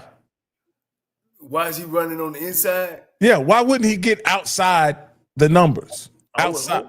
I would hope he running in and get back outside. But this is what he does, Coach. He slides at the last minute. Oh, wow. Okay. He got hurt. It accomplished. Yeah. Yeah. That's the hit. So, Coach, in that situation, people are up in arms about that play, saying it should have been a penalty, whatever. I disagree, Coach. He wasn't. He waited till the last minute to try to slide, and the guy popped it. Now, again, I'm so glad the kid wasn't hurt. But that was a good football play. That was a good football play. That was just a good football play. But didn't he make a connection with the kid's helmet, though? Isn't that why they call it targeting? So you can make contact with a runner's helmet. You can make contact with a runner's helmet. With your helmet? Yes. No, you can't have helmet to helmet. You can't do that. No, you can't. Did they have helmet to helmet? That's what Graves now will complain about. That's what they said happened. The referee said it looked like the quarterback slid underneath and he kind of hit him hard and his head hit the ground. The kid didn't duck his head or anything. He hit him with his face mask on the helmet. But again, he hit him helmet to helmet. You can't hit the kid helmet to helmet. So they hit face masks? Yes. Yeah. That's what Graves them said they happened. Man, that's something I'm gonna have to ask some guys. But he didn't launch himself. He didn't launch himself or anything. Yeah, but even when it's not the intent, it's the action. It's not the intent. So no, he did not launch, he did not spear. But again, if it's helmet to helmet, they're gonna call that. I think official AD is right. I think it has to be the crown of the helmet. It can be a face mask. I don't think it has. I think it has to be the crown. But I'm not an official. I just wanted to get coaches. That play was a huge conversation on Saturday and lingered on into Sunday. And I saw some interviews that Terrence Graves actually did on Monday that aired on the local news about how that play should have been called a penalty, so on and so forth. But like I said earlier, I think that play that they just ran should have been ran by Cam McCoy. Can you run it again? Yes, sir. I just wanted to see when he came out. So it was on Southern. All right, there we go right there, Coach. Like you said, he should have been outside. Rocky. Yeah. So leading with the helmet, a player with the crown or any part of the helmet to attack the head or neck area. Or any part of the helmet. You can watch all. So you see it, Coach. He does a fake.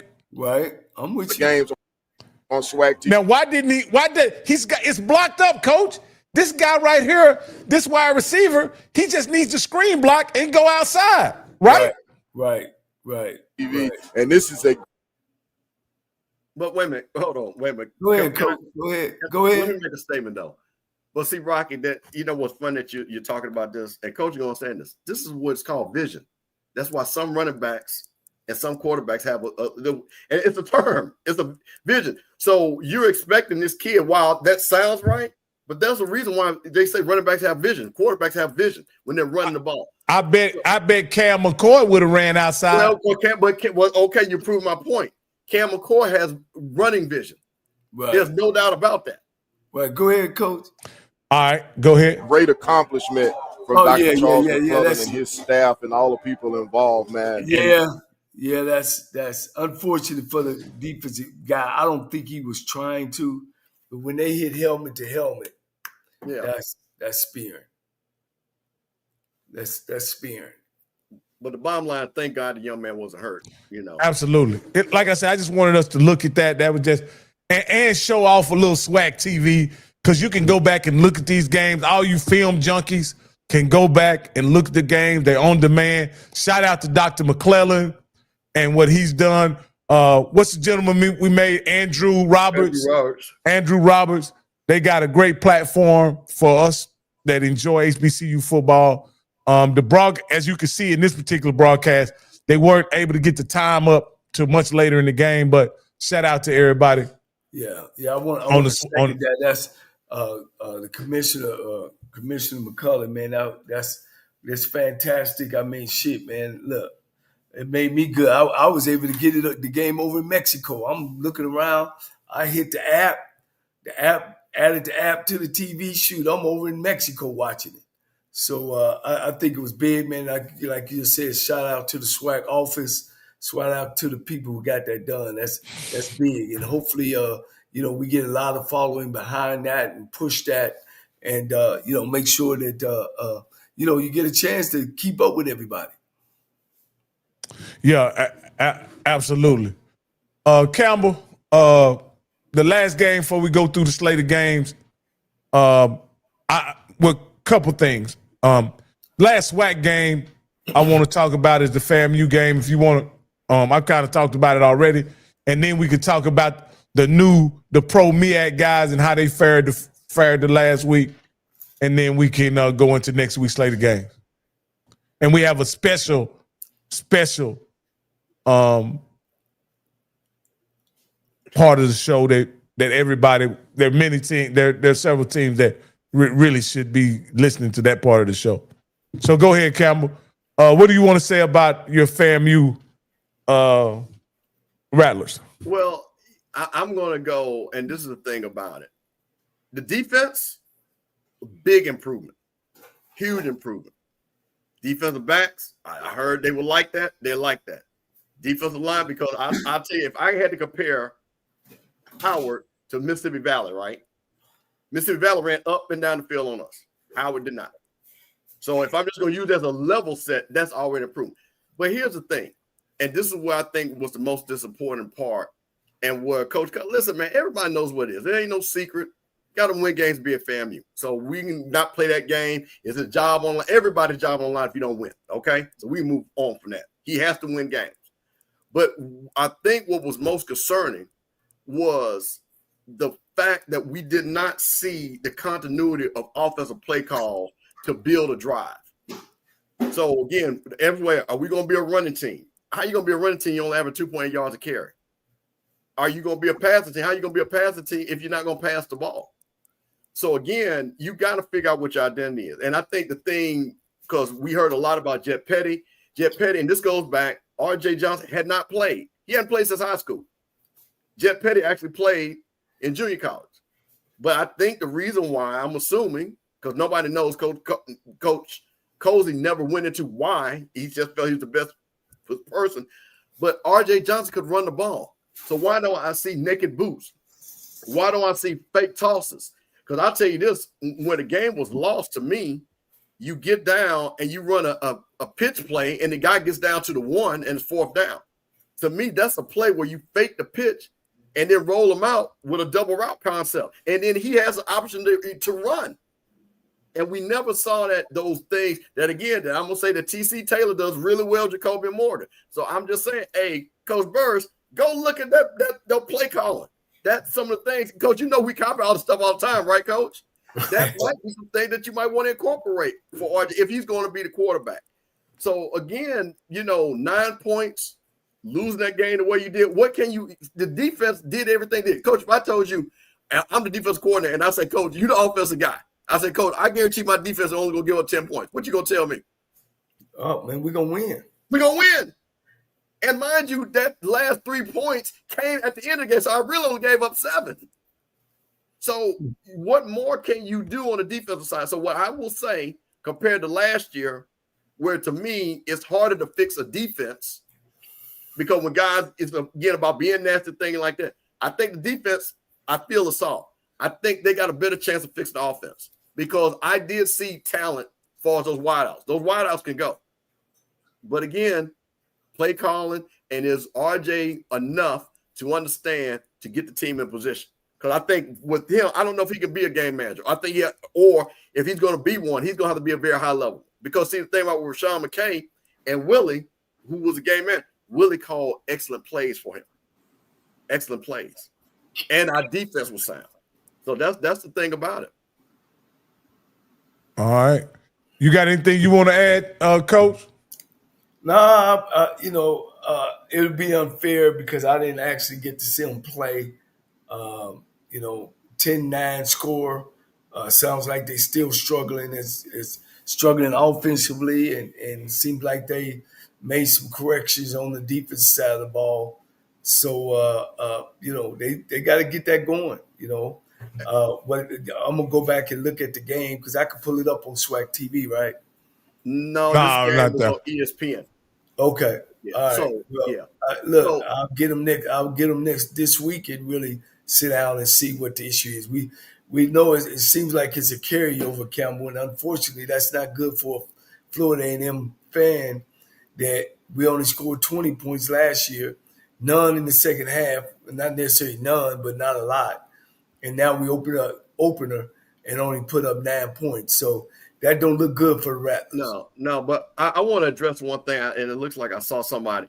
So Coach Cozy had the call, and he talked about RJ is going to be his coach, his quarterback. I'm assuming that's the comment. So maybe he has a Coach Cole philosophy. But what I think is going to happen, and I think this FAU game is a perfect game where you can say we're going to play everybody.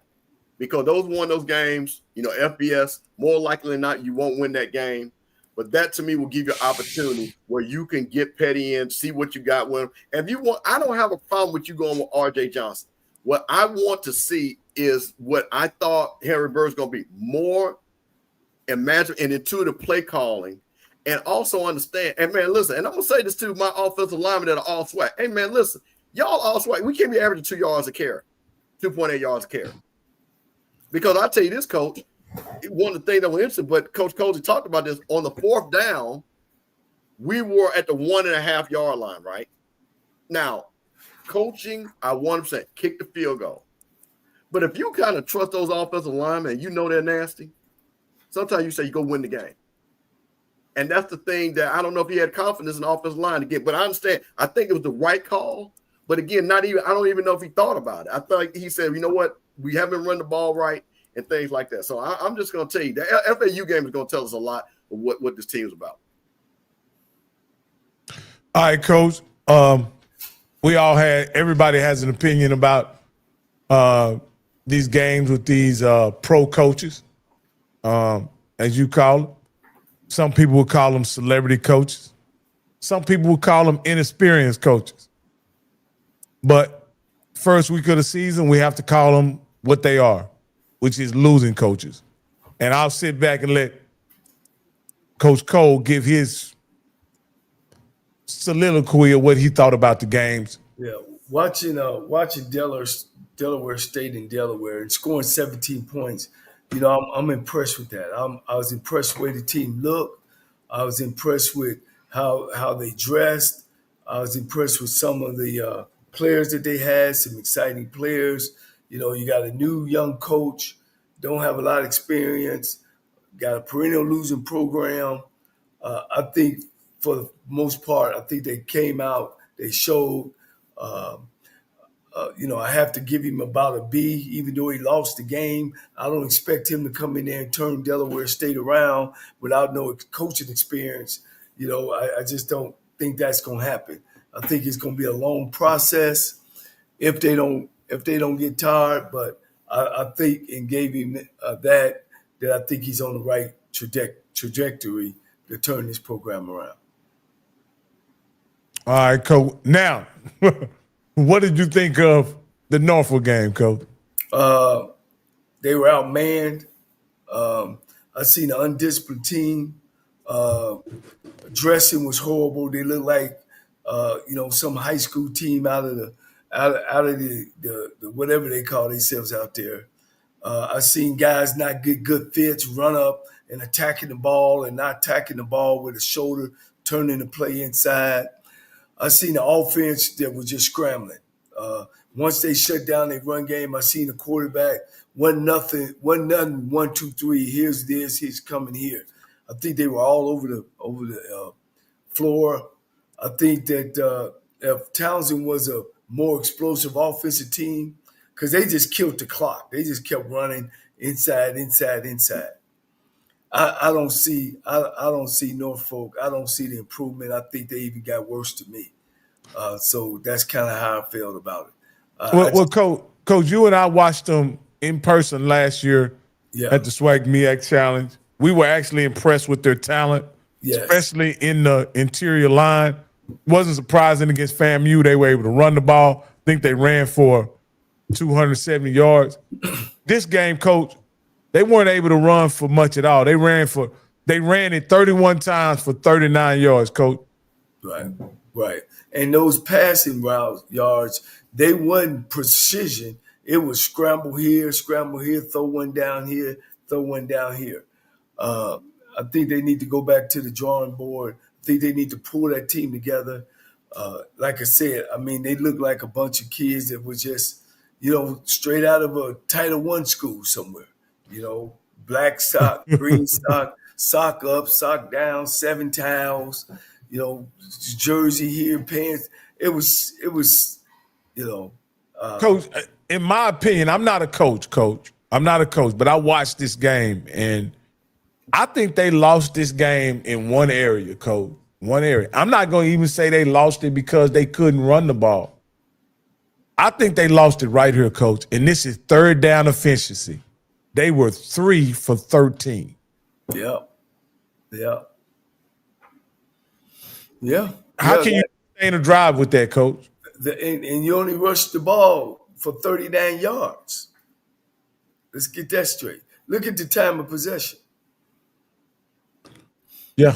The time of possession was pretty equal. It's just that they couldn't convert on third down, and they went for it on fourth down 3 times, and were only able to convert 1. So, again, is this I would say this, Coach, about Norfolk. They have to be better on third down, and they have to be better in critical situations. They had some penalties. They were 9 for 78. That's not good as far as being penalized. That's, that leads to discipline. I'll say this. I thought they have a lot to work with in Norfolk, but I could tell this was a coach's first coaching experience. This is a guy that didn't coach. Deshaun Jackson was offensive coordinator last year at a high school. This is a guy that's coming from Fox Television, on the sideline, managing the game, being the coach. And I think it showed against Townsend. But I hope that as he gets more experience, the team will have a better performance. It just tells me that the small things in a program that need to be overlooked is not being overlooked. And I'll leave it at that. Okay, Coach. Now I will say I didn't see this game against New Hampshire, and we got to look at it just because our friend of the show, Trey Oliver, came on and before the Southern game and talked with us. But I did want to talk about this because when I look at the box score, Coach, this can't be this box. There's something about this box score that's a little irregular, Coach, and I'll bring it out to you. Walker Harris was not very good statistically. He was 13 for 33 for 172 yards. They were able to run the ball 30 times for 103 yards. This is the thing that surprised me, is that Matt Vezza for New Hampshire passed the ball 17 times, had 10 completions for 186 yards and 2 touchdowns. That's awfully efficient, Coach. And then here's the thing that surprised me. New Hampshire ran it 39 times for 118 yards. They weren't very effective in the running game per run. However, it seems like they stuck with it and was able to, possibly milk away the clock. Let's look at the team stats and go down here and say. Let's look at the turnover. Okay. They only had 1 turnover, 1 fumble. 1 turnover. Matter of fact, New Hampshire had 11 penalties. Deal where they had about 10 minutes more than North Carolina Central.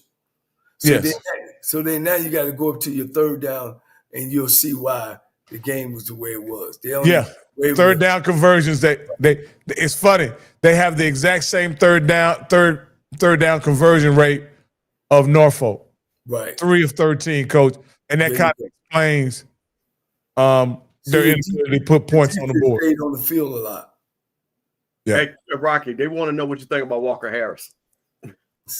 Hey, they know what I think about Walker Harris. I'm not going to. So here's the deal, guys. I don't get no joy out of beating up these kids about their play, right?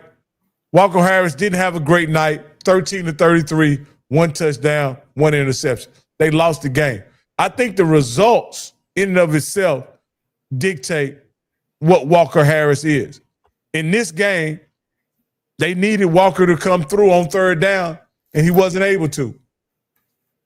Again, Walker Harris, in my opinion, is a trailer, not a truck.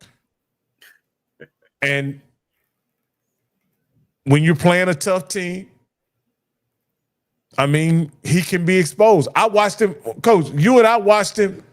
We laid eyes on him, Coach. He didn't look much different than he did against FAMU the first game of the season last year, Coach. He has limitations. And that's okay. If they're able to run the ball and their defense plays hard, they'll be just fine with Walker Harris. But don't expect him to go out and win your football game is what I'm saying. Next. All right. Let me see. I think this is the last one, and we'll look at the games next week. South Carolina. And we can look at both of them at the same time, Coach. What do you think about South Carolina edging out Wofford 16-15? And then Alabama State, a good Alabama State, South Alabama team, Morgan held in there pretty good, 21-38. What do you think about those two results, Coach? Well, that's South Carolina State football. You know what I mean? They're going to grind. At the end of the game, if they win 1-0, 3-0, that's Chinnisberry football. You know what I'm saying? So, like I said, whether they win by a lot or little, that's their style of play. Coach, can you believe they ran 91 plays, Coach, and scored 16 points? Whew, that's a lot of plays, Coach. They had 50 passing plays and 41 running plays. Now the issue is they only ran the ball for 41 times for 111 yards. So they weren't raising no hell in the run game, but that didn't stop them from trying, did it? Yeah. So 91 plays, Coach. And then they only had to defend. They only had to defend 51 plays, Coach. Let's go look at the time of possession, because it's got to be it's 34 minutes to 25 minutes, Coach. So we know the story of that game.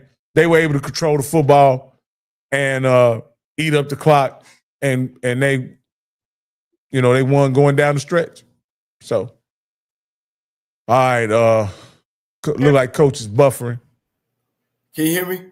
Yeah, you good, Coach. Sound like they need to be working on their red zone offense. They didn't have a lot of yards, Coach. They ran a lot of plays. They didn't have a lot of yards. Well, they passed the ball for 299, Coach. So that was using your favorite two quarterback system. Now, hold on, Rocky. No, what I want to point out here, Stubblefield was the kid from last year. Yes. So that's interesting. I didn't get a chance to see this guy. I think this is me neither. Yeah, I didn't get a chance to see this game, but I was interested because I heard that they had missed a field goal. But when I'm looking, this goes back to my point. So I think we all agree, far as HBCU coaches, Chinnisberry coach period is one of the top tier coaches. So here you have a top tier coach that had a kid that was already in the system, and he still brought in another kid to see what he could do. So I don't know who started. Does anybody know who started in my South Carolina? I'm just curious who started that game. I would like to know who started that game and who finished it. No, I don't know. And then we just look at the box score of Morgan. The box score of Morgan. Morgan, they played two quarterbacks as well. They passed for 59 yards. But Morgan, now I think this bodes well for Morgan.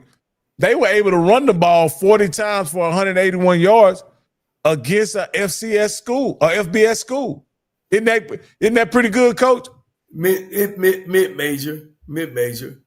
Yeah, that's pretty impressive to be able to run the ball for a home. That usually doesn't happen in those kind of matchups, Coach. Right. It used to be a tough game, offensively and defensively.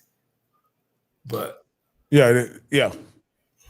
All right, Coach. We could go ahead and we'll look at week 2. Whoa! Wait a minute. Hold on. Do not. If you do not, you better show that Tennessee State victory. Don't let that. Oh, go. okay. Let me look it up. Yep, Coach. Give Coach Ball a first win. Let's get it. Let's talk about that real quick. I saw that game, and even though I give A&T, Coach Gibbs, A&T is going to be improved. A&T is going to be improved. Saw the game, but you got to understand something. Coach Barlow getting in there late bringing in coaches in there late. You got a big game. Not a lot of people, which still is heartbreaking, did not show up for the game. I thought this should have been a game that had 15 to 20,000 people just for it being A&T and them traveling to Nashville, which is a great city.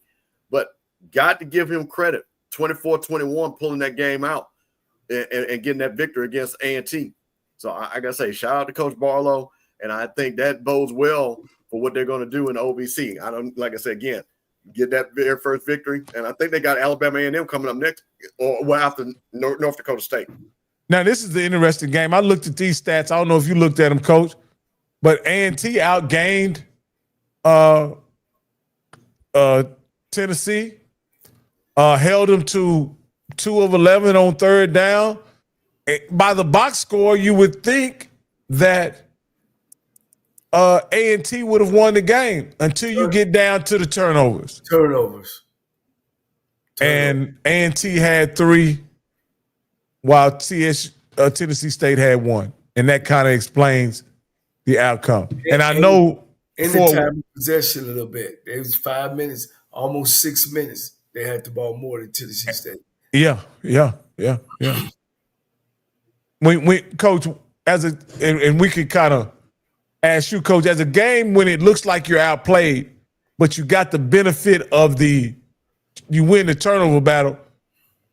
Is there a lot you take away from these games, or are you just fortunate that you get the victory and get out of there and you try to improve on? Well, winning the football game is the most important. How you win it ain't important if you don't win it. And some days, when you go in there, your offense is not doing what it needs to do, and your offense, because there's always 3 phases of a game. There's offense, defense, and special team. You got to win at least 2 of those to be a winner of any football game. So as you can see, Tennessee State won, the game because defensively they was getting turnovers, and maybe on the special teams they was keeping field position. Yeah. So, Coach, I just want you to look through these. These are the MEAC games, and then Coach, week 2 looks like it's money week for a lot of teams. So we don't have a lot of compelling matchups, but I like to look at what's going on here. Albany and Delaware State. Is that a winnable game for Delaware State, Coach? No, not Albany in New York. That's Albany in New York. No, they got a good football program up there. I know guys been there for a long time, over 30 years. Howard and Temple. You play in the FCS school. They got more scholarships. Howard Burley snuck by. They got some things they need to work on. I don't think they beat Temple. Okay, Old Dominion in North Carolina. Old Dominion been struggling the last couple of years. They in that conference with Tennessee State. North Carolina Central need to bounce back. I'm going to bet on Trey Oliver.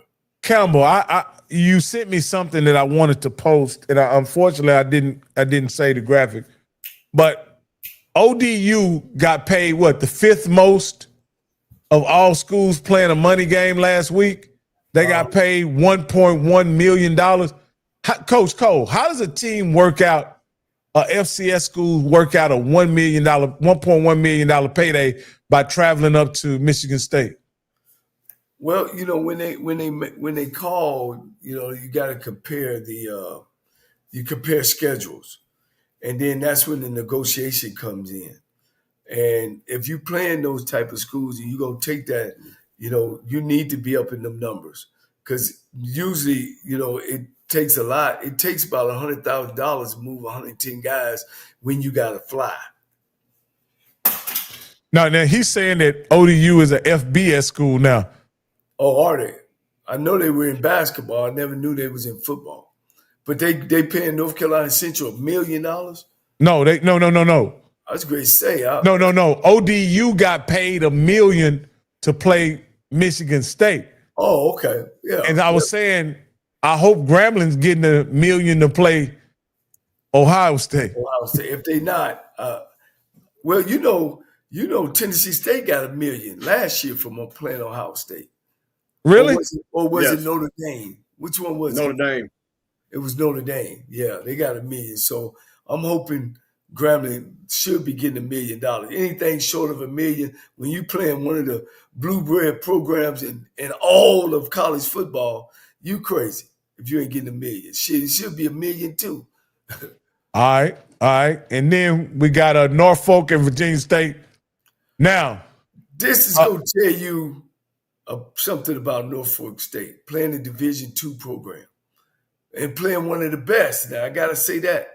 One of the best HBCU division programs. Coach Frazier up there. Look, this is going to be a good challenge for Norfolk State. Okay. Let me say this. This is one of those, if you're in that area, you know what this game is about. It's a big rivalry game in that area. Virginia State was 7-4 last year in that CIAA. They barely lost to Norfolk last year, 28-23, if I remember correctly. So you're talking about guys with a chip on their shoulder. I think the predictor was number 2 to CIAA this year.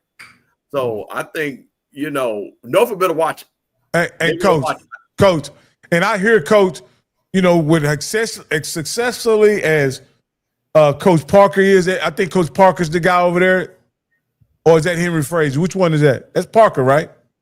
No, it's Frazier at Virginia State, right? And Virginia Union is Parker. Okay. Virginia State has Frazier, who's a great coach, but I'm just telling you, this is the key, Coach. They have an AD that has won the Black College National Championship at FAMU. And at the end of the day, when she brings that kind of winning pedigree to that school, you expect championships and victory. And this will be a feather in her cap to get a victory against Norfolk. She already has one against Norfolk, I think she got last year, right? But this is another victory she could get over Norfolk. And like I say, she's one hell of an AD, and I expect them to be very competitive in this game. I'm going to say this. She wasn't in the gym shooting. Great. So they ain't got nothing to do with, just like she had nothing to do with winning that championship. So, like I say, bless her heart. I see she been out working out. She done lost slim down. I wish her well. But the coach was already there. Be nice, Coach. Be nice. I'm just saying. Coach was already there.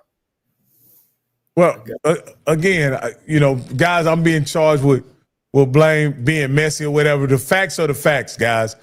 When the AD was at FAMU, this former AD at FAMU, they won national championships, Coach. She's a championship AD, isn't she, Coach? Oh, yeah. She showed all her rings that all the coaches that she didn't hire won for her. You're right. She showed them all. All 5 of those rings that were conference championships or national championships, she showed all 5 of them from coaches that she did not hire. Absolutely. Well, let's go. Let's go to the next one, Coach. We're going to get that later. All right. So here we go. In the last 2 of the week, we know what this is going to be, Coach. This is the ultimate money game. They don't even have to travel that far to get that butt whooping, do they, Coach? No, not at all. Not at all. And then we got Townsend against Norfolk State. And I'm gonna tell you, I'm gonna bet this game, guys, because I'm gonna bet Morgan State to keep it close, Coach. Oh, without a doubt. I mean, I'm gonna bet Morgan State to keep it close. Townsend gonna run the ball 40 times. It's gonna be a close game. What do you think, Campbell? It's gonna be a short game too. Yeah, well, I saw Townsend, play against Norfolk. I didn't get a chance. I would have liked to see Morgan because, like I said, I hate to talk about somebody I didn't see, but now we're talking stats. So it looks like Morgan's ready to run the ball. I think it'll be closer than what Norfolk State did. I can guarantee you that. I really believe. Okay. All right. And we got a guy said ODB said Morgan might win this one. All right. So now let's go over to the SWAC, Coach. Let's go to the SWAC. SWAC is getting some money too this week. So it's not a lot of compelling games, but they got a game that I'm definitely interested in. And if it wasn't for a little trip I was taking my wife on, we would probably be at that game for sure. But here it is, guys. We got a lot of people have talked about this first game, Jackson State and Southern Miss, with Jackson State having a chance to win. I don't think so. But I'll defer to you guys, and you guys tell me how it's going to turn out. Well, I think it's going to be close. Southern Miss is a FBS school, and I think it's going to be close. But, you got to go with the FBS school, but it's going to be a close one. Mississippi Valley State, this is a good test for Valley to see where they are. If they lose to Tarleton State, you'll know it's the same old Valley, but looking good.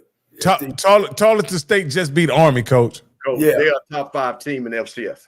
Yeah, they go. It's tough. I've been down there before. Matter of fact, I went to see Valley play Tarleton State. Rio Grande Prairie View, man, great game after a big tough win against Texas Southern. He can get in there. They can correct the mistakes, and roll. And don't have to too much worry about injuries. Grambling, Ohio State, man, money game. It's a money game. Ohio State by a bunch. No, but Coach, are these two blue blood brands that are battling? And I'm not talking about, I'm just talking about the brands. Grambling against Ohio State. I don't think it gets any better than that in college football. When you talk about the history and the legacy of Eddie Robinson against Ohio State, Woody Hayes, whatever. It's just only thing that if you ain't a football guy through and through, then you wouldn't look at it like that. You know what I mean? Those people up in Ohio State, up in Columbus, don't know a damn thing about Grambling. I'm just gonna tell it like it is. They just don't see it that way. But when you come down south, yeah, of course you know who Ohio State is, and of course you know who Grambling State is. So I wouldn't look at it that direction, as long as unless you were a football advocate. Texas Southern California, money game, Coach. Money. My Tigers can start off 0-2. Florida A&M and Florida Atlanta, FUI. Woo, it's a tough game for Florida A&M coming off of just scoring 9 points, and then jumping off to an 0-2 start. When the last time they've been 0-2, Campbell? Well, actually, just a couple of years ago, we lost to Jackson State and we lost to North Carolina, University of North Carolina, but then we ended up still winning 9 games. And that was the time when that was when Simmons was having problems with the compliance. Right. Yeah, he didn't have his troops. But through Cookman, Miami, money game. It's gonna be a Salaki. This gonna be a good game. This gonna see if Sam Shea really, really got it going on at A&M. He had a great showing last week, even though they didn't win, but they looked good. And Alcorn got to bounce back. They got to bounce back and see. Alabama and Southern game of the week. Wait a minute. Hold on. This is what I'm talking about. Why games are important. You got a game. I'm assuming this game is a conference game because I think this is a conference game, is it not? We have to check and see. Somebody tell me in the chat, because if this is a conference game, this is a very important game for Alcorn. Way more than Alabama A&M, because I keep saying these cross-divisional games, when you lose those games, that gives you a half of a loss that you cannot. Oh, non-conference. Well, there you go. It's not. So I was about to say, because Alcorn, I was about to say they really want to make sure they win this game. So even with that said, I don't think. Well, with that being said, I'll go about pride. I don't think Coach Cedric Thomas wants to go 0-2 and be 0-2 against a new coach with Sam Shade. Right. But they got it at home. And I think I don't know what that Coach Shade or what that Coach E. Rob, I said, damn near all your games in Alabama, so you should be in good shape. So I think it's Alabama A&M. I wanted to point that out. Well, the next one, Alabama State and Southern. I'll say it. Andrew Body. Andrew. That's right. Andrew Body. Yeah, I think this is I think this is the game of the week. Yeah, I think this is a great opportunity for Andrew. This is another coming out party for Andrew. Yeah, this is another coming out party for Andrew. this will solidify him as dominance in the SWAC, in my opinion, this year. Because I think there's a lot of people, for whatever reason, that either didn't see the game last week or don't want to believe the game, what he did was real last week. This is about Andrew Body. Terrence Graves got him another week. I think he can lose this game and people won't be on his butt too tough.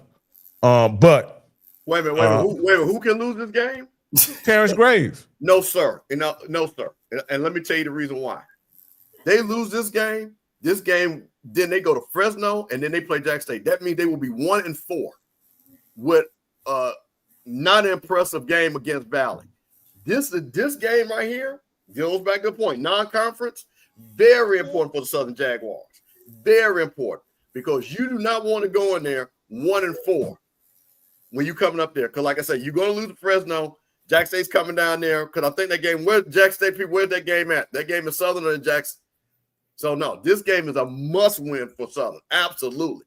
Because the wheels can come off the rail real quick on this for this season if they start off 1-4. I wouldn't have thought you would have said that, Campbell. That's interesting. No, well, because I'm looking at what projects. Because if you lose this game, you're 1-4. Because you're not going to be favored in the next two games. Now, what Southern say is, and again, we'll hear, well, we haven't lost the SWAC game that counts yet. And we'll do something. 1-4 is 1-4. And I think that will show some things that this ain't the same Southern team that's going to be able to skate by. Hey, Coach. Wait, Emmett. Absolutely. And so, see, this is what, okay, and Emmett's my guy. Bruh, FAMU, I don't sugarcoat FAMU. So let me tell you something. Absolutely, FAMU's in the same predicament. That's why I told you guys these first games meant something. You watch the show every week. I told you this is why these first games meant something. Because if you lose that first game, it puts you in hole. So absolutely. So you look at FAMU with the same thing, not to get too far off on it. They lose to FAU, which was predicted. Now they play Albany State, and then they got Alabama State. Exactly. So I totally agree with you on that. No, so we don't run from that. No, I wanted to clear up my deal. I thought that the NCCU game, was a time for Southern to make a statement about being a championship level program this year. That's what I thought. Unfortunately, they didn't make that statement, right? Against Mississippi Valley, I thought if Terrence Graves lost that game, he would be able to definitely feel the heat. He won it. He didn't have to worry about that. Against the Alabama State team that he will not be favored, even at home. They will not be favored in that game, right? They'll be playing Andrew Body, and they won't be favored. And I think anybody who knows football expects them to lose that game, right?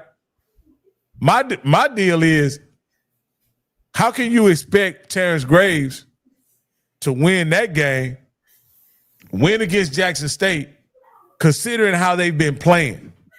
I don't think that's reality, Coach. Coach, you've been on the bluff. If they lose this game, will his seat start to get warm, even though he just won last week in Valley? I think his seat is warm for this whole season to really see if he can have control of this football team and program. If he goes again 7-4, then they'll settle, I think, and settle down. But if he has a losing season, it's going to be some of them naysayers. I told you so. That's just how it happened. He got the job because of a money issue. Of course, he has the background. I'm not saying he don't have the talent, meaning that he ain't been in those places. He does come with a resume. But it was a battle about him getting in there. So, yeah, I think this is a very important game. Very important. All right. Plays. All right. North Carolina Central, man. Central Arkansas is going to be a runaway. Absolutely. we're gonna let the bishop get ready as we talk about what's going on. There are some teams that really had some issues last week. Didn't they, Coach? Yeah. What'd you say? I guess this is a new section in our show that we're trying to put together, if I could say. Yes. And as the bishop get ready, the real bishop, and he'll come back. But yeah, there was some things happened last week, man, that we thought would happen, and but that's college football, and we looking for another big week this week. We'll be all glued to the TV, SWAC TV, and we look for some big things. We look for some upsets. Yeah, and I think it was a great first week, Coach. I'm a little let down on the second week because they playing these money games. It's not as many good games, but it'll crank back up here real soon. Oh yeah. And again, I'm definitely looking forward to it, and I think it's going to be a really interesting season as it begins to unfold.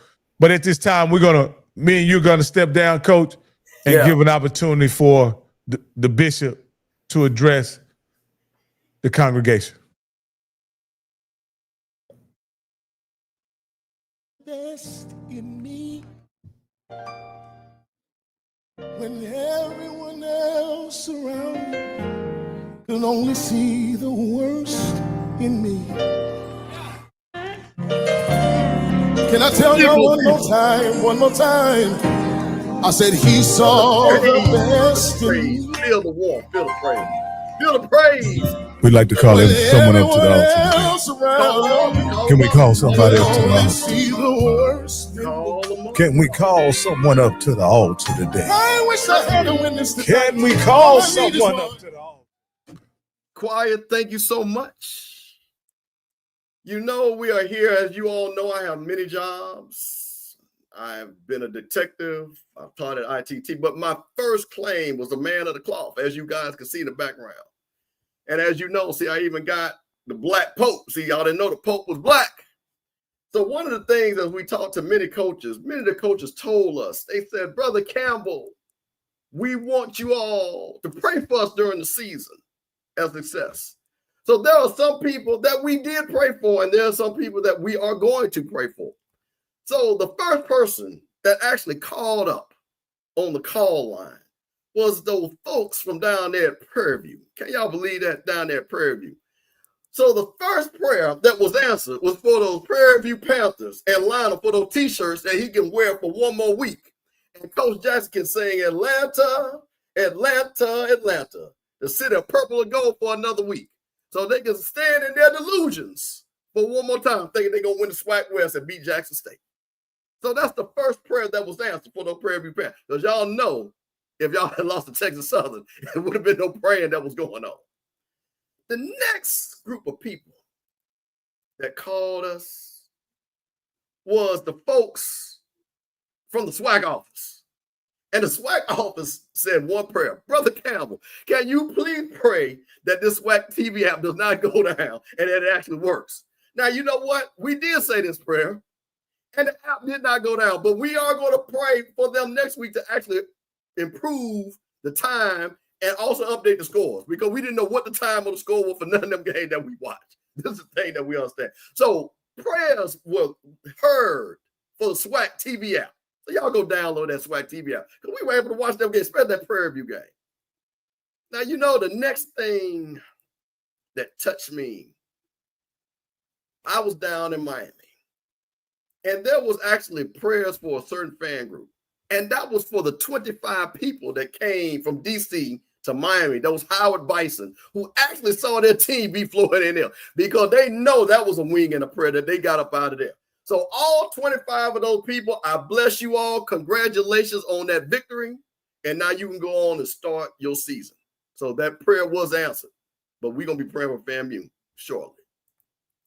And then last but not least, but this is a more important prayer, and this is a prayer that I think we all prayed for Andrew Bynum to come back happy and healthy.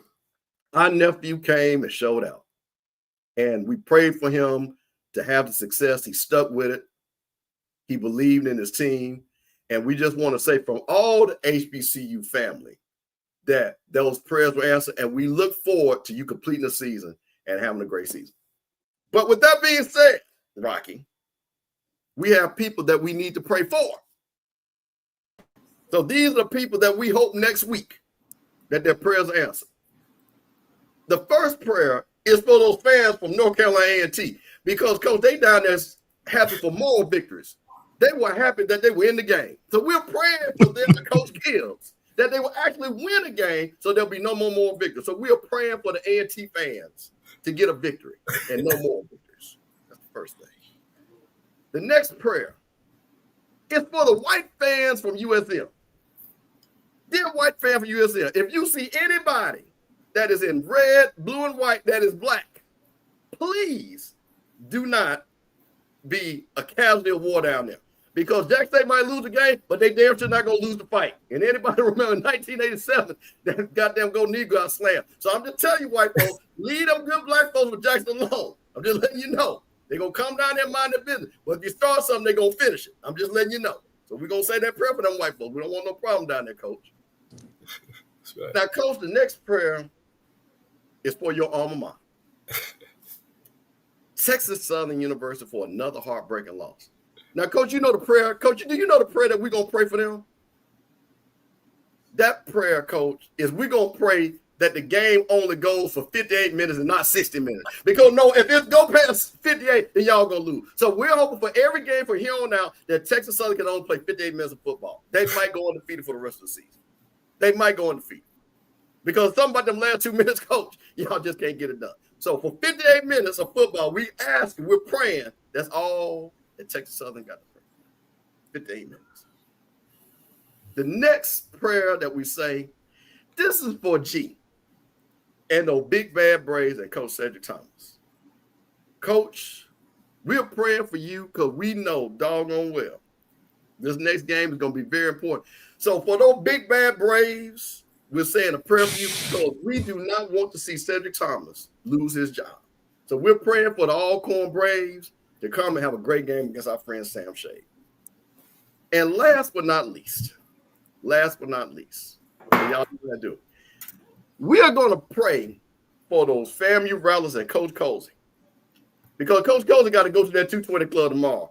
And he's going to get more coaching advice from folks that played for Jake Gaither, Rudy Hubbard, Willie Simmons, and some of the coaches' wives on that thing tomorrow. So, Coach, be prepared. Bring your holy water because there's going to be some folks going to ask you a question. So we're going to pray for those FAMU Rattlers tomorrow because Coach Cozy is going to be getting a lot of questions tomorrow. Absolutely. Absolutely. So we just got to say those prayers. So for all of you all that need for your team to pray, please hit me up on Twitter. And we're going to pray for people every week because the power of prayer is very strong. Yeah. Hey, Rocket, send us out with the music real quick. All right, I'll get you there. Best in me. Just so when praying, everyone else around. This is what we do down south, Coach. Only see the this is what we do. In me. So I want to thank everybody. Call that 1-800-FCS-PRAY. Can I tell y'all one more time? Hey, you know, Mr. Campbell, as we do benediction, Coach, I noticed you left somebody off the prayer line, Coach. I don't know why, Coach. I don't know why you chose to lead this particular group of people off the prayer line. Cause they gonna need it, Coach. Cause they got a big weekend this weekend. Because they may go down in the Bluff and Mumford Stadium. There's somebody coming to town. And it ain't the devil. On a count of three, if you at home with me. You know who it is. 2, 3, everybody! Now, let me tell you what's funny there. I did have a prayer ready for Southern, but the thing about it wasn't funny enough to tell the joke, so I couldn't do it. It wasn't funny enough to tell the joke. So I did have Southern on, so we will pray silently inside our heads for Southern. So that's what we will do. So because I tell you one thing, if they lose that game, Terrence Gray gonna straighten that hat out. It won't be cocked to the side too much longer. It'll be straightened out. Yeah, Coach. Like I say, I'm surprised they didn't make the prayer line because that bad man is coming to the bluff. I had them on. If you see my prayer list, I had them on there, but I just couldn't tighten it up because we want to be respectful for those folks down there. So yes, sir. Folks go to church. Them folks is they go and tell the truth. It was too funny.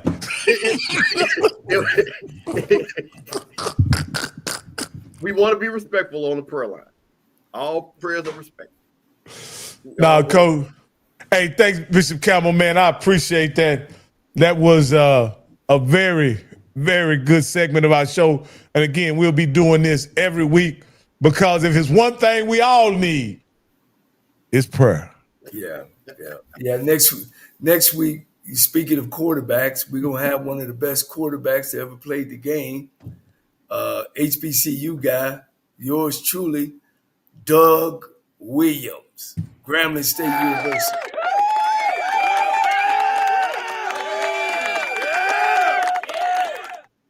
Yeah, he'll be our guy next week. Coach, I can't wait. We had him once on the show last year, man. He was a great interview, told a lot of great stories, has a wealth of knowledge, is a championship coach.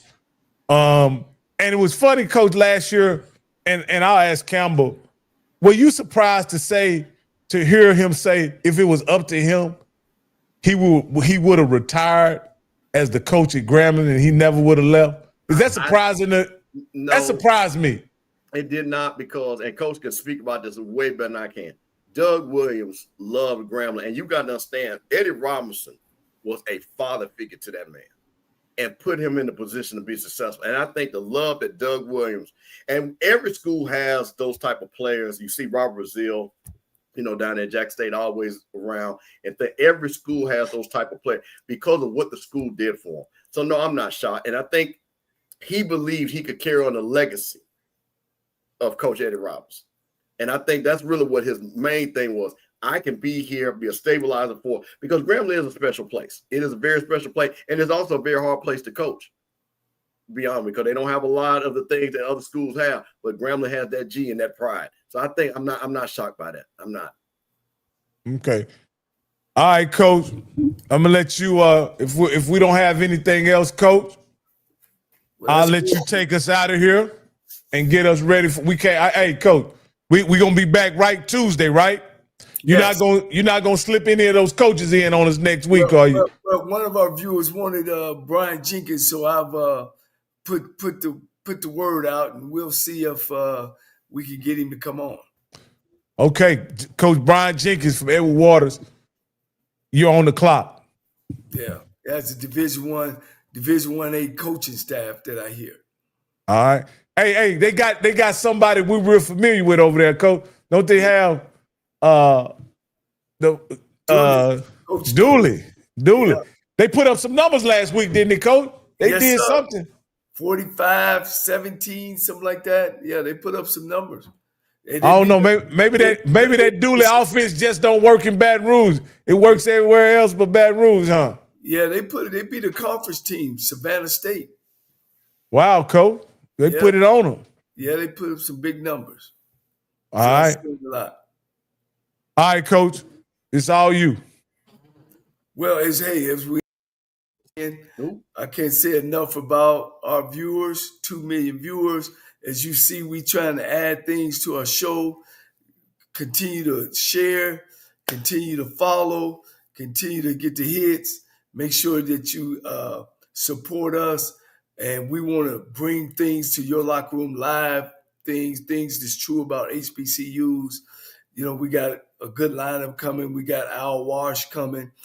We got Stedman Graham and Rudy Johnson just to come in and talk about the HBCU, where it's at and where it's going. We got a lot of things that we want to come in and talk to you, not necessarily just about the game of football or sports, about Black folks in general. Appreciate it. Keep things coming. Like I always say, if you feel yourself at the end of the rope, tie a knot and hold on tight, because ain't nobody bad like you.